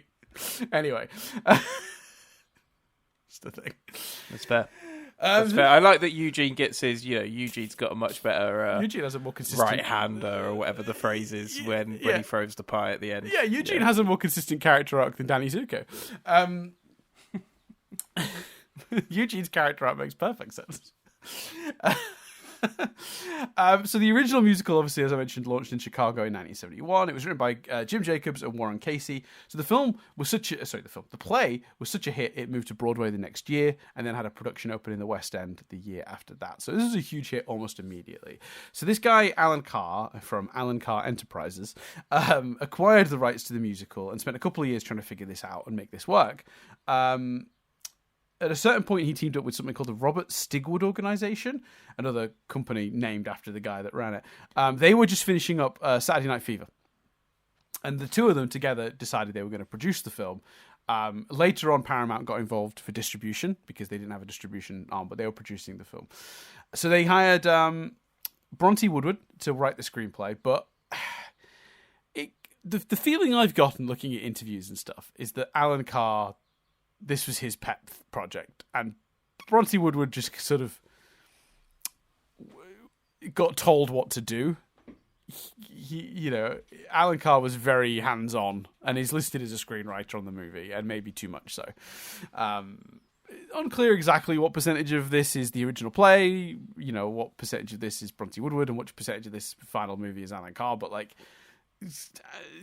Alan Carr was pretty overbearing. Is the sense I've gotten from reading interviews and information about this movie. So then they signed on the director called Robert Kleiser. No, sorry, not Robert Kleiser. My apologies. Randall Kleiser. And he had never directed a theatrical feature before, but he had directed John Travolta in a 1976 telefilm called The Boy in the Plastic Bubble. I'm just going to let that name sit because that's just a brilliant name for a thing. The Boy in the Plastic Bubble. Now, this is the film where Travolta met and started dating his co-star, Diana Hyland. But I want to bring up that name right now and then put a pin in it because we're going to come back to Diana Hyland. She is a weirdly important part of this story. So he being the director, Randall Kleiser, took a lot of liberties with the source material. Mostly, the most notable element being taking it out of a Chicago setting. And it was a sort of urban movie set in a city, in a school in a city. And made it a more suburban locale because he wanted it to reflect his own teenage years in the suburbs of Philadelphia. But the original play's writer, Warren Casey, had gone to school in New York and was very much basing it on his experiences in a city school, the play that is. So the two visions shifted from stage to film. But as much control as Kleiser had over details like that, he didn't have any control whatsoever of the musical aspects of the film. He actually had a different idea of theme song, a composition by Charles Fox and Paul Williams, but was overruled when Stigwood and Alan Carr commissioned a song from Stigwood's client, Barry Gibb of the Bee Gees, last minute. So that guy was just like, can my client have some work out of this, please? And it happened. Kleiser hated Grease is the Word as a song, hated it, felt the lyrics were too dark and cynical for the light, fun movie he was making. But, Barry Gibb and the Bee Gees were riding high after the success of Saturday Night Fever, so there wasn't much Kleiser could do to disagree with that. That was clearly something that worked, if that makes sense. When they were looking at casting, Henry Winkler, who had recently become a sensation as Fonzie on Happy Days, was nearly cast as Danny Zuko. But he turned down the role for two reasons. One, fear of being typecast, which is absolutely fair. Playing another sort of cool greaser character would have probably doomed his career otherwise. But two, he has readily confessed at being completely unable to sing, a talent that would have been utterly essential for this role. So, yeah. Travolta was a really obvious choice because not only had he done the stage show, not as Danny Zuko, but in a small role and knew the play quite well, he actually had a 3-picture deal with the Stigwood organization because he'd just done Saturday Night Fever with them. So he was just the next choice, basically. There wasn't a huge amount of searching for a Danny Zuko. The first choice for Rizzo is madness. Well, it's Lucy Arnaz, who you might think that's a reasonable choice, but let me just explain why Lucy Arnaz did not do this movie. The studio dropped her from consideration after her mother, Lucille Ball, called Paramount Pictures and said, I used to own that studio. My daughter's not doing a screen test. Jesus. To which Paramount Studios went, well, then we're not casting her. to be honest with you, I think they were thinking, mainly, this phone call is why we're not casting her. Because imagine that's just the audition process, getting a phone call like that. Imagine if they'd actually cast her, how much interference Lucille Ball would have brought to the table. They dodged a bullet there. Yeah, that's mad. I kind of like Lucille Ball. She's good. I think she's done some good stuff for industry. And she's definitely done. There are definitely things she did in her career when she was like good for women in the industry and stuff. But that is not a great story for her, in my opinion. She doesn't come off as the hero. So yeah, that was. So in the end, obviously, we got Stockard Channing. Was again pretty much like with Danny Zuko, almost the immediate next choice. Not a lot of other people thought of for that role. Sandy, on the other hand, did have a few names in consideration. One of them was actually Carrie Fisher. There was a lot of talk about Carrie Fisher doing this role, but then the director, Randall Kleiser, went to the set of A New Hope. He went to the mixing stage, of A New Hope, because he was George Lucas was an old college roommate of his, and he saw it in one of the battle scenes, and the scene kind of put him off the idea of her playing Sandy. I don't know exactly why. It sort of says that he just wasn't sure she was right for the part after seeing the scene. Is it maybe that she seemed too tough and he couldn't believe her? He could believe her as the sort of tough version of Sandy at the end of the movie when she's changed, but he couldn't quite see her as the sort of, the slightly more like rule-abiding kid she is in the beginning of the movie. Maybe he couldn't see that in Carrie Fisher. I don't know. Interesting though. Susan Day and Deborah Raffin were also considered for Sandy. Day declined the role after her manager advised her against it. Oops. I hope she fired that manager afterwards. No. Yep. Not a good decision. No, not a good decision at all. When Olivia Newton-John was cast as Sandy, or should I say Dame Olivia Newton-John, her character's background had to be changed to accommodate Newton's own background. Obviously, in the original musical, Sandy is an all-American girl, and her last name was Drumbrowski. In movie version, she became Sandy Olsen from Australia. There were 2 songs written for the movie that weren't in the musical, and some of the songs from the musical were also dropped in their place.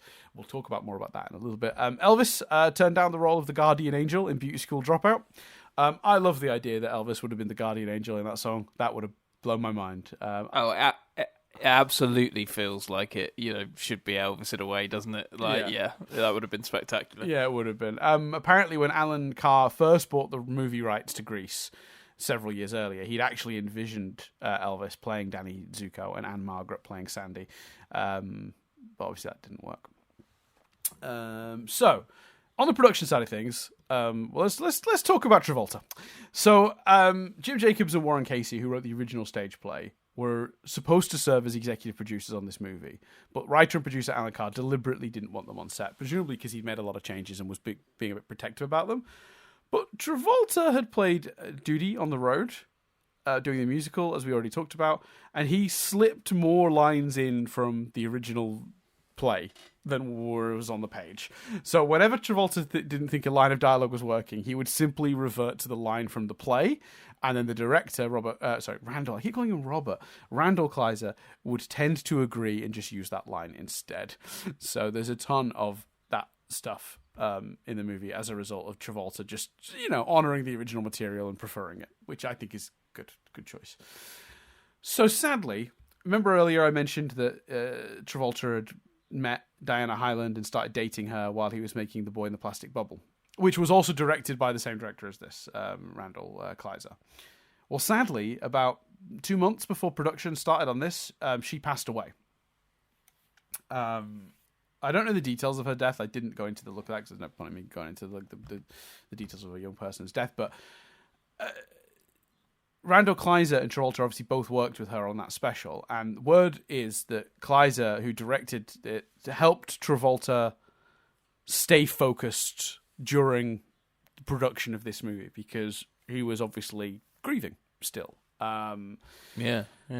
So, just to add context, that's kind of insane that he gives such a good performance in this movie while he was dealing with all that and exhausted from working on Saturday Night Fever and going straight into this. Yeah, because like I said earlier, it was 4 days after he completed Saturday Night Fever, he was in rehearsals for this. He also had two, not two. He had a TV show called Welcome Back, Kotter. He had a reduced presence in the season that was being filmed that year as a result of his movie success, and eventually sort of left the show completely. But he was still doing the show alongside these movies, which is another reason he was presumably, I'd say, fairly exhausted.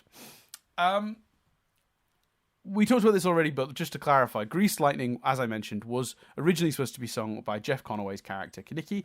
John Travolta used his clout to get his character to sing it. When Travolta announced that he was taking it for the movie version, everyone in the cast, including the choreographer Patricia Birch and Conaway, who complained vehemently about losing the number years later in interviews. They were all very against it, but there wasn't much that could be done. Director Randall Kleiser said he felt it was only right to check in with Conaway if it was okay. At first, Conaway refused, but eventually gave in, presumably unable to sort of out-clout Travolta, and sort of had to just accept defeat in that front. I think that's all really a shame. I still think that song should have been Kinnicky's, but there you go. Or the script should have been changed more to make it work better as a daddy. That's the option too, obviously. Travolta argued with director Randall Kleiser over the end of the song Sandy. He desperately wanted it to end on a close-up of him, but instead, he wanted it to end on a shot of him instead of what it actually is, which is a cartoon shot of a hot dog diving into a bun. It's safe to say Kleiser got his way.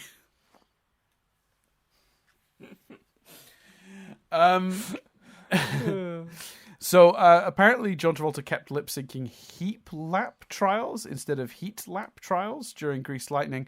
Kleiser claims it's visible in the final product, but he believed Travolta was distracted after reading a magazine article that very morning about his recently deceased girlfriend. So he was not in the best frame of mind when he did Greased Lightning, it seems, which is a shame. That sounds horrible. There's a special section of our trivia, Chris, called Health and Safety Clearly Wasn't a Thing in the 70s. We'll start light. The summer night sequence was filmed on the football bleachers at Venice High School in Los Angeles, with temperatures in the high 90s, which I think I looked up in English heat. That's, I think, 32, 33 degrees, which is pretty high. John and his buddies were not allowed to remove their leather jackets, and therefore were all extremely uncomfortable. That sounds awful. While shooting the Greased Lightning number, Jeff Conaway was accidentally dropped, hurting his back. Conaway started taking painkillers, eventually abusing prescription drugs and spiraling into a drug addiction that lasted a lot of his life. He died really young, actually. He died at 60 in 2011. I'm not saying that's necessarily connected. Could be. I've not looked into enough about his life, but that's super tragic. He's great in this movie, and it's brilliant. It's sad to think that an accident that occurred on the set of this movie had such a negative impact on the rest of that guy's life. So yeah, that sucks. During the Thunder Road scene, Annette Charles was in excruciating pain from what turned out to be an ectopic pregnancy. Now, for those of you who don't know, an ectopic pregnancy is when an egg implants itself in fallopian tubes and starts to grow. It's deeply painful. So basically that's why Cha-Cha frequently is leaning against cars in that sequence, because they just kept filming. She just kept being in the movie, despite the fact she probably should have gone to a hospital. When I told Nadia this story, she sort of said, yeah, and I'll bet when she complained that she had stomach pains, they were like, that's just a period. Carry on. Power through. Be stronger. And I can't say I disagree with Nadia's assessment of what happened there. I'm assuming Nadia relating to her own experience of, pains being dismissed as just, girl stuff. It's probably a very universal experience. So yeah, really sad that also happened on the set of this movie.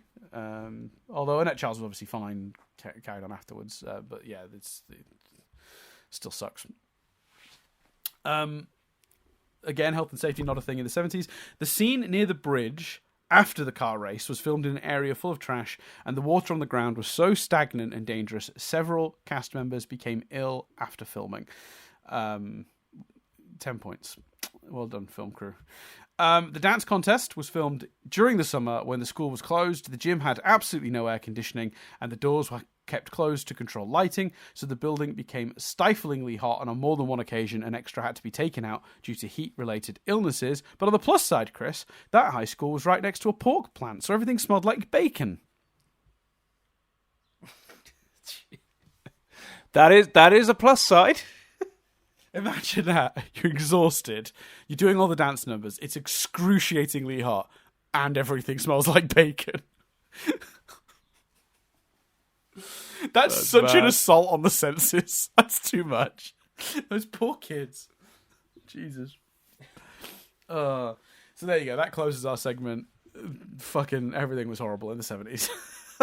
Yeah, that's not cool. That's not cool. I'm sorry that happened to everyone. Yeah, it's not the first time we've done a movie and discovered like multiple injuries or accidents happened in the set. And the trend tends to be is usually movies from sort of like 70s and 80s and earlier.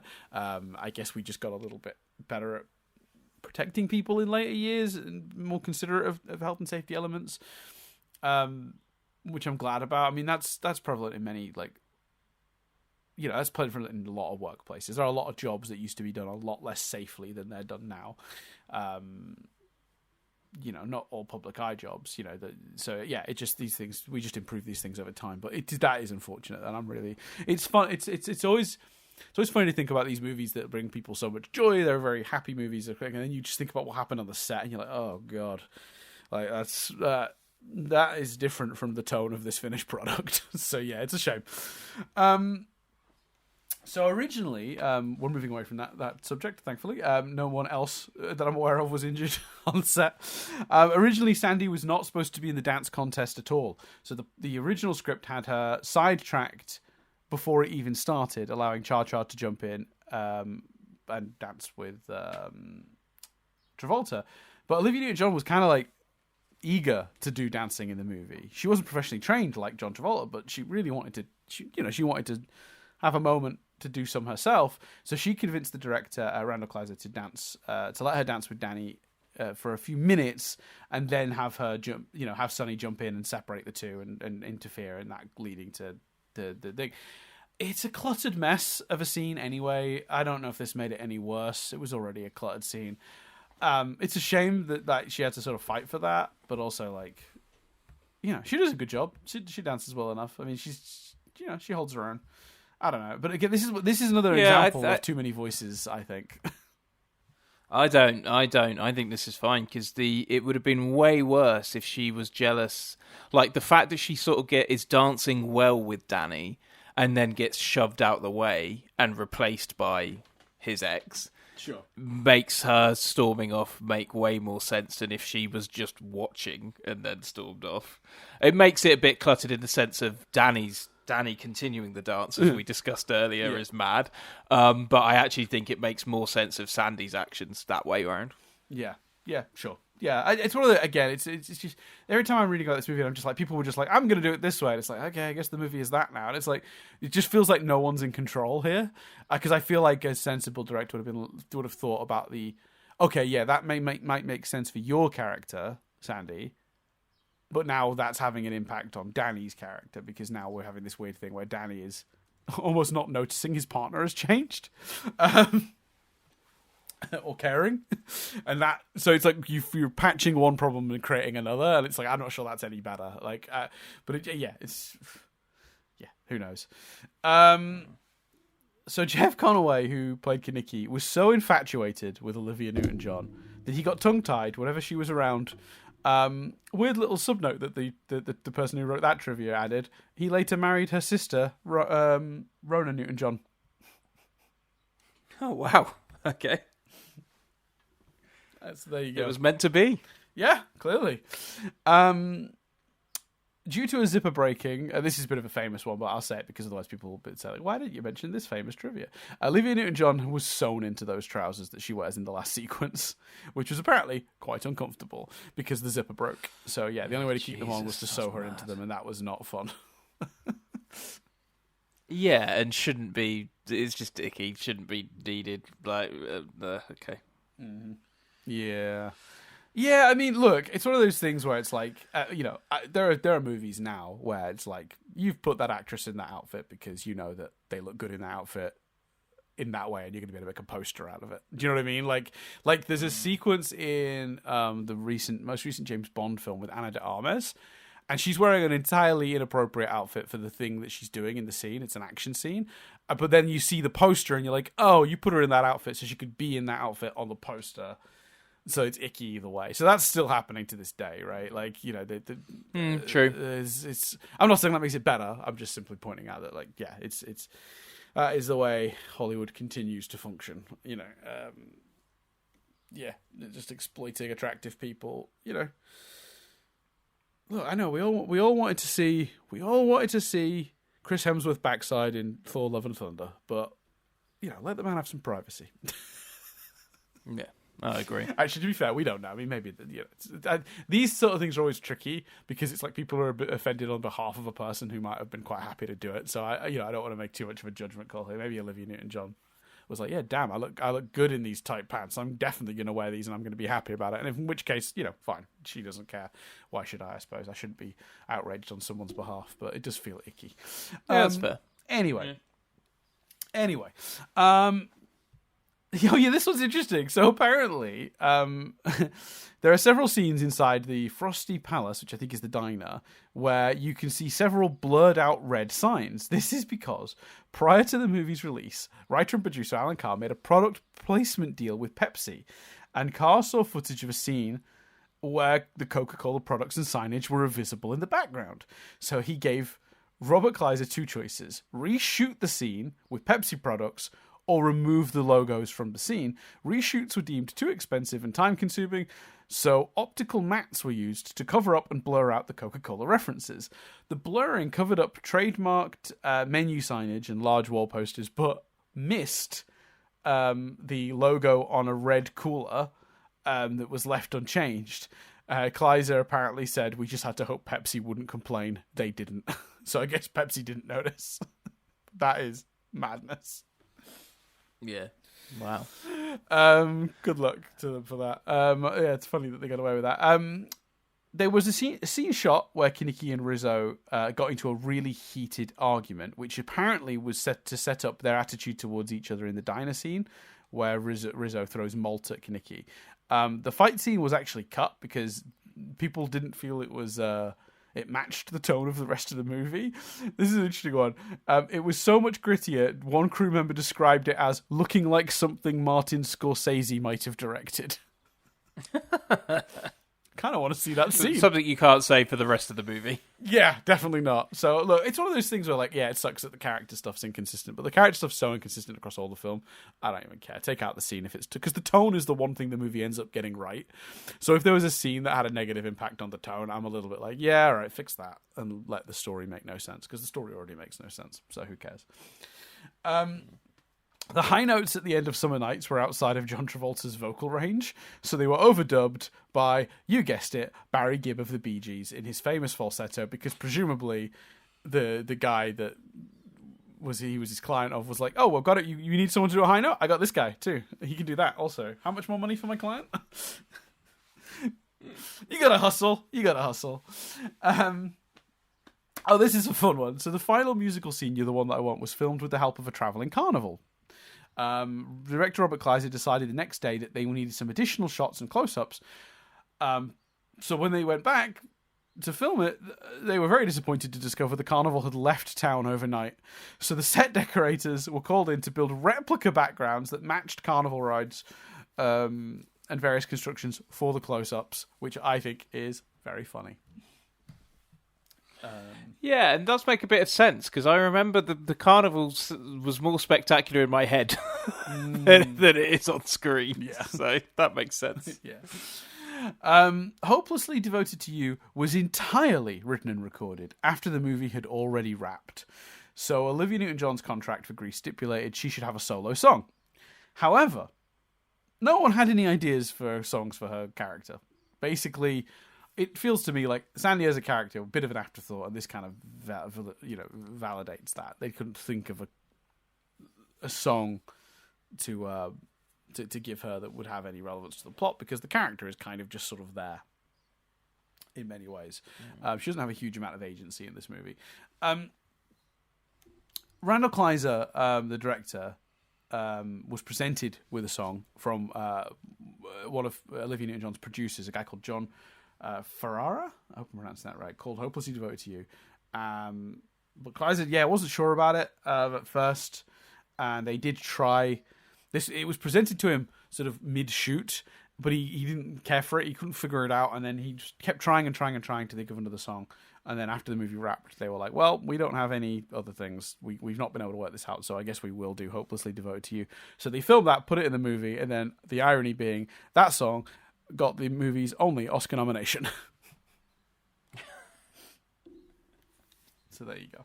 Well, fair play. It's a good song. It's a good song. The cast and crew chewed 100,000 pieces of bubblegum during the shoot, which is around 5,000 pieces of bubblegum a day. And of course, during the Harry Potter movies, Daniel Radcliffe went through 160 pairs of glasses. Did you know that was coming? Saw that coming. Yeah.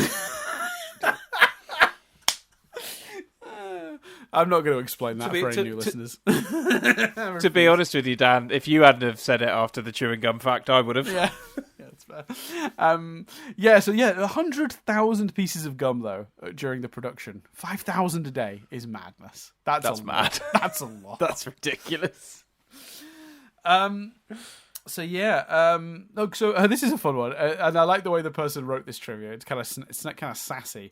Grease may be the word and the title, but it's never said once during the entire movie. Good work.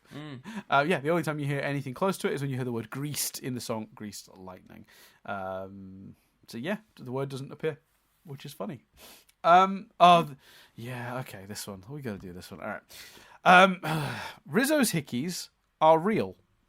Stockard Channing. Oh, God. Stockard Channing said in an interview that Jeff Conway insisted on applying them himself. Now, I want to make it very clear that I do not know these people, and all of the evidence suggests Stockard Channing was fine with this. The two were very good friends, and she told the story jokingly, right? So I am not making any assumptions about this being uncomfortable or problematic for the two people involved. But I would like it on record that behaviour, in general, is not okay, and that fact gave me the ick. The real ick. Like, not cool. Very not cool. Have you wandered away from the mic, Chris, by any chance? I did briefly. I thought I could get away with that. I did wander away from the mic. Didn't get away with that at all. I was like, this is going to be a long fact. He's going to talk about this hickey thing for a while. I've got a couple of seconds. I didn't. I'm now obviously back at the mic. No, I feared that I might do that, so I wrote out my thoughts on that so I could be concise. Yeah, that's mad. That's madness. And like you say, we don't know the people, but that's not cool. Not cool at all. Not cool at all. So in the stage play, this one blew me away, right? So in the stage play, Look at Me, I'm Sandra Dee had a reference to an actor called Sal Mineo, who was murdered in 1976, right? So that felt disrespectful. So for the movie, the lyric was changed to reference Elvis Presley. Ironically, they shot the slumber party scene in the movie and the song on August 16th, 1977. Do you want to guess what happened on August 16th, 1977, Chris? I hate to say it, Dan, but I'm guessing Elvis died. Yeah, Elvis died. So what I'm going to say here is if anyone ever remakes this movie, be very, very fucking careful who you reference in that song. That's all I'm going to say. That song got bad juju, man. Not acceptable. Yeah, I can't. I suppose it's surprising in a way it's never been remade, but I can't see that happening. But they absolutely need to avoid mentioning anyone. Yeah, that song's got bad juju. I'm not superstitious, but that's a massive coincidence. In 2019, Olivia Newton-John auctioned the leather jacket and pants she wore in the final of the film for the benefit of a cancer research charity. So she got, I think, $400,000 for the jacket and $200,000 for... Oh, no, sorry. Apologies. She got $400,000 for the trousers, which were bought by Spanx founder Sarah Blakely, and then an anonymous winner bought the leather jacket for about $250,000. But later, that's great. That's brilliant. It's amazing. But they later returned the jacket to Olivia Newton-John. So they bought it, had it for a bit, I guess, and then just said, "Yeah, this belongs to you," and gave it back to her. So that was just basically a fair play. free $200,000 donation to charity. Very good. That's awesome on everyone. I think the thing that surprises me there is that she kept that, like, she was able to, like, walk off the set with that outfit. That's awesome. Yeah, I think I don't know if it still happens very often, but there used to be very common that the clause would be that you could like, particularly this is often written into the actresses' contracts, that they would have it written in that if there's any clothes that because obviously a lot of them are tailored to their frame, like their body, like they're very carefully measured and tailored. So they often say if there are any clothes for the character, they get to keep them after they get to keep them after the movie is wrapped. That's happened on multiple movies. There's loads of examples of that. So yeah, I guess maybe she had that in her contract. So yeah, fair play. Yeah, although with the trousers, that must have just been a keepsake, because if she was being sewn into them every day, she wasn't wearing those again. Do you know what I mean? Like, she just, because I read also that she had to she's really struggled for a week about maintaining her weight, because even if she gained a tiny bit of weight, the trousers would become deeply uncomfortable. So she couldn't even take on like water weights. So she had to be really careful for that week because they were that tight. Just shouldn't have been in that position. But anyway, we've already said that. But yeah, that's bad. Oh yeah, so during the dance scene, Danny is very badly singing along to those magic changes, prompting a bewildered Sandy to sarcastically ask if he'd ever thought about singing professionally. Now this is an in-joke, because in the stage musical, the character John Travolta played, Doody, that's his solo song. So ironically, John Travolta had sang that exact song professionally. So that's what that joke is about. So there you Makes go. sense. Yeah. So, at time of release, this is the third highest grossing film worldwide, after Star Wars, A New Hope and Jaws. The success of Grease on Broadway, the play, had helped reignite ABC's interest in pursuing Happy Days. So, Grease led to Happy Days, and then the success of Happy Days lined up with this film coming out, because Happy Days' height, when it was 3 or 4 seasons in, was 78.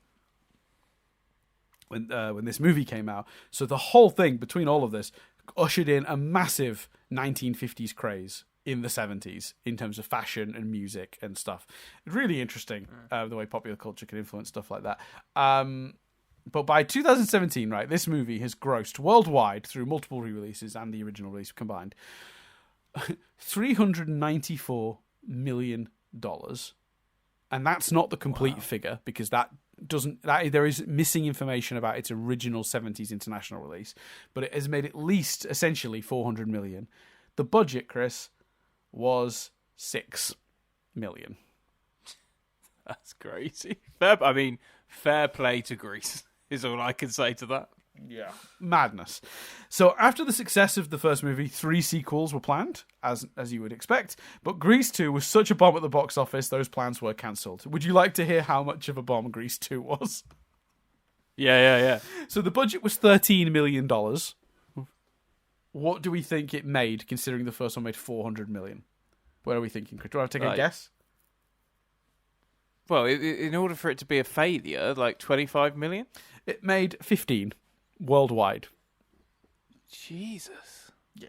They spent $13 million making the movie, presumably roughly that again marketing the movie. So we're talking that they were in. Let's just round it down. Let's play it on the safe side on the marketing. Let's just assume they spent about 20 million overall with that movie. They earned 15. To be fair to them, I would say that's surprising. Like, I wouldn't, given the mammoth success of the first one, I would assume the sequel would at least make its budget back. Yeah, but you see, the thing is, as soon as that they couldn't get John Travolta and Olivia Newton-John back, I feel like they should have seen the writing on the wall on that one. But for me, if you can't get back those principal cast, it feels like a straight-to-DVD, cash-in type. Obviously, they didn't have that idea back in the day of, straight-to-home video. But the idea that this is just like a cheap cash-in sequel, as soon as you don't have that original cast, I guess that is communicating to audiences they don't need to see Grease 2. And from what I heard, it's a terrible movie anyway, so I guess word travelled quick that it wasn't very good. Maybe the music was playing on the radio and it wasn't very good, and that also didn't help. But yeah, you're right. You are right. If there was ever a safe bet, you'd think, like, just on paper, doing a sequel to one of the most successful movies ever at the time seemed like an absolute no-brainer. So yeah, it's a shame it didn't work out for the people involved, but there you go. Now, in 2002, Didi Conn, who played Frenchie in this movie, Olivia Newton-John, and John Travolta were all pushing to get a Grease 3 produced, which would have focused on the original cast characters many years later in a different decade, like the 70s or the 90s, but the movie never got beyond the planning stages. Now, I mentioned earlier about the BBC airing of this film in December 2020, where the viewers complained about some of the content. Olivia Newton-John replied to this wave of people sort of discussing the movie's appropriateness on a podcast called A Life of Greatness. She said, and this is her quote, the movie was made in the 70s, about the 50s. It's a fun movie musical and not to be taken so seriously. I think everyone is taking everything so seriously. We need to relax a little bit and just enjoy things for what they are. She then went on to say she doesn't view Grease in the way her critics do, and that it's just a fun movie that entertains people. That's all. Yeah, I guess. I think it would make sense that would be her perspective on it. Like, yeah, that makes sense. And I think, stand by all the stuff we've said about how it handles those topics. It's interesting, isn't it? That our view. Yeah, and it's interesting that she's kind of also reflected, I think the difference between the people who don't like the movie as a movie and enjoy it as well. In that, like, I feel like Jess and Nadia would hear all of our criticisms, or particularly, I don't want to put words in your mouth, my criticisms of this movie, and go, yeah, but it's fun. I'm entertained by it, and that's enough.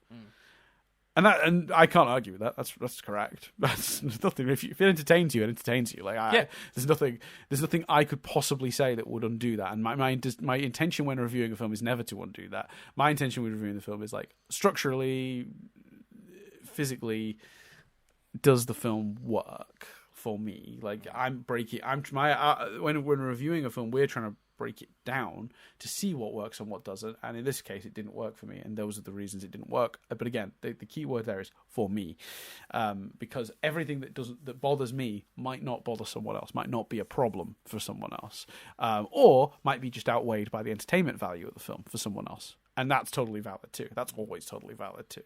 You know what I mean? Like, I'm never going to tell someone they're wrong for liking a movie I didn't like. But it's just interesting that her words could also cover that. So I thought that was interesting. So there you go, Grease. It's a fun movie that entertains people. There you go. It's time, Chris, to do Cars Exist. No. Very good. Your car noises are top-notch, Chris. Just top-notch. Thank you, mate. I really appreciate that. I appreciate your support. Yeah. We obviously cars exist. There are a few in this movie. Let's just quickly run through them. Kinnicky's car, that's a greased Lightning, is 1948 Ford Deluxe convertible. Now the Scorpion's car is a 1949 Mercury Custom. This is the same model given to Daniel LaRusso for his birthday in The Karate Kid in 1984. So that's just a fun little comparison. I think it's also in that movie. Briefly seen is the Pink Lady's car, which belongs to Rizzo. It's a 1948 Studebaker Commander Regal Deluxe. Now, this is the model with rear hinged doors. Those kinds of doors have another name that I will not be saying out loud on this podcast. But do look it up, because I find the fact that they're called that weird. If I say it on this podcast, we get demonetized immediately. So I'm not going to be using that word. But yeah, fair enough. Rear hinged doors are apparently a bit rare, and they have a very specific name. You'll Google it, you'll find out. The car Danny takes to the drive-in, otherwise referred to as the Sin Wagon, is a 1949 Dodge Wayfarer, and Marty drives this is the most recent car in the film, actually. Marty drives the 1956 Dodge Custom Royale, which, if the movie is set in 59, is only a couple of years old, whereas all the other cars in the movie are all 10 plus years old. They're all 48, 49. So yeah, there you go. And but I say 10 plus years old, I mean 10 plus years old, even in the context of a movie set in the 50s. I should clarify. Obviously, they're all much older than the movie, which is from the 70s. So there you go. That's the truth. That took longer than I was hoping. That was Grease. I don't know, man. Look, we don't recommend it unless you've got a lot of nostalgia for it. That's where I'm landing. Yeah. That's the conclusion there. What I'm intrigued about now, Dan, because I think we've said way more than we thought we were going to say about Grease. So where are we going next, Dan? What's the plan? Where are you taking us? Where am I? It's Jurassic Park, isn't it? I was going to say I was about to start doing the theme tune. I was about to going dun dun dun dun dun dun dun dun dun. Yes.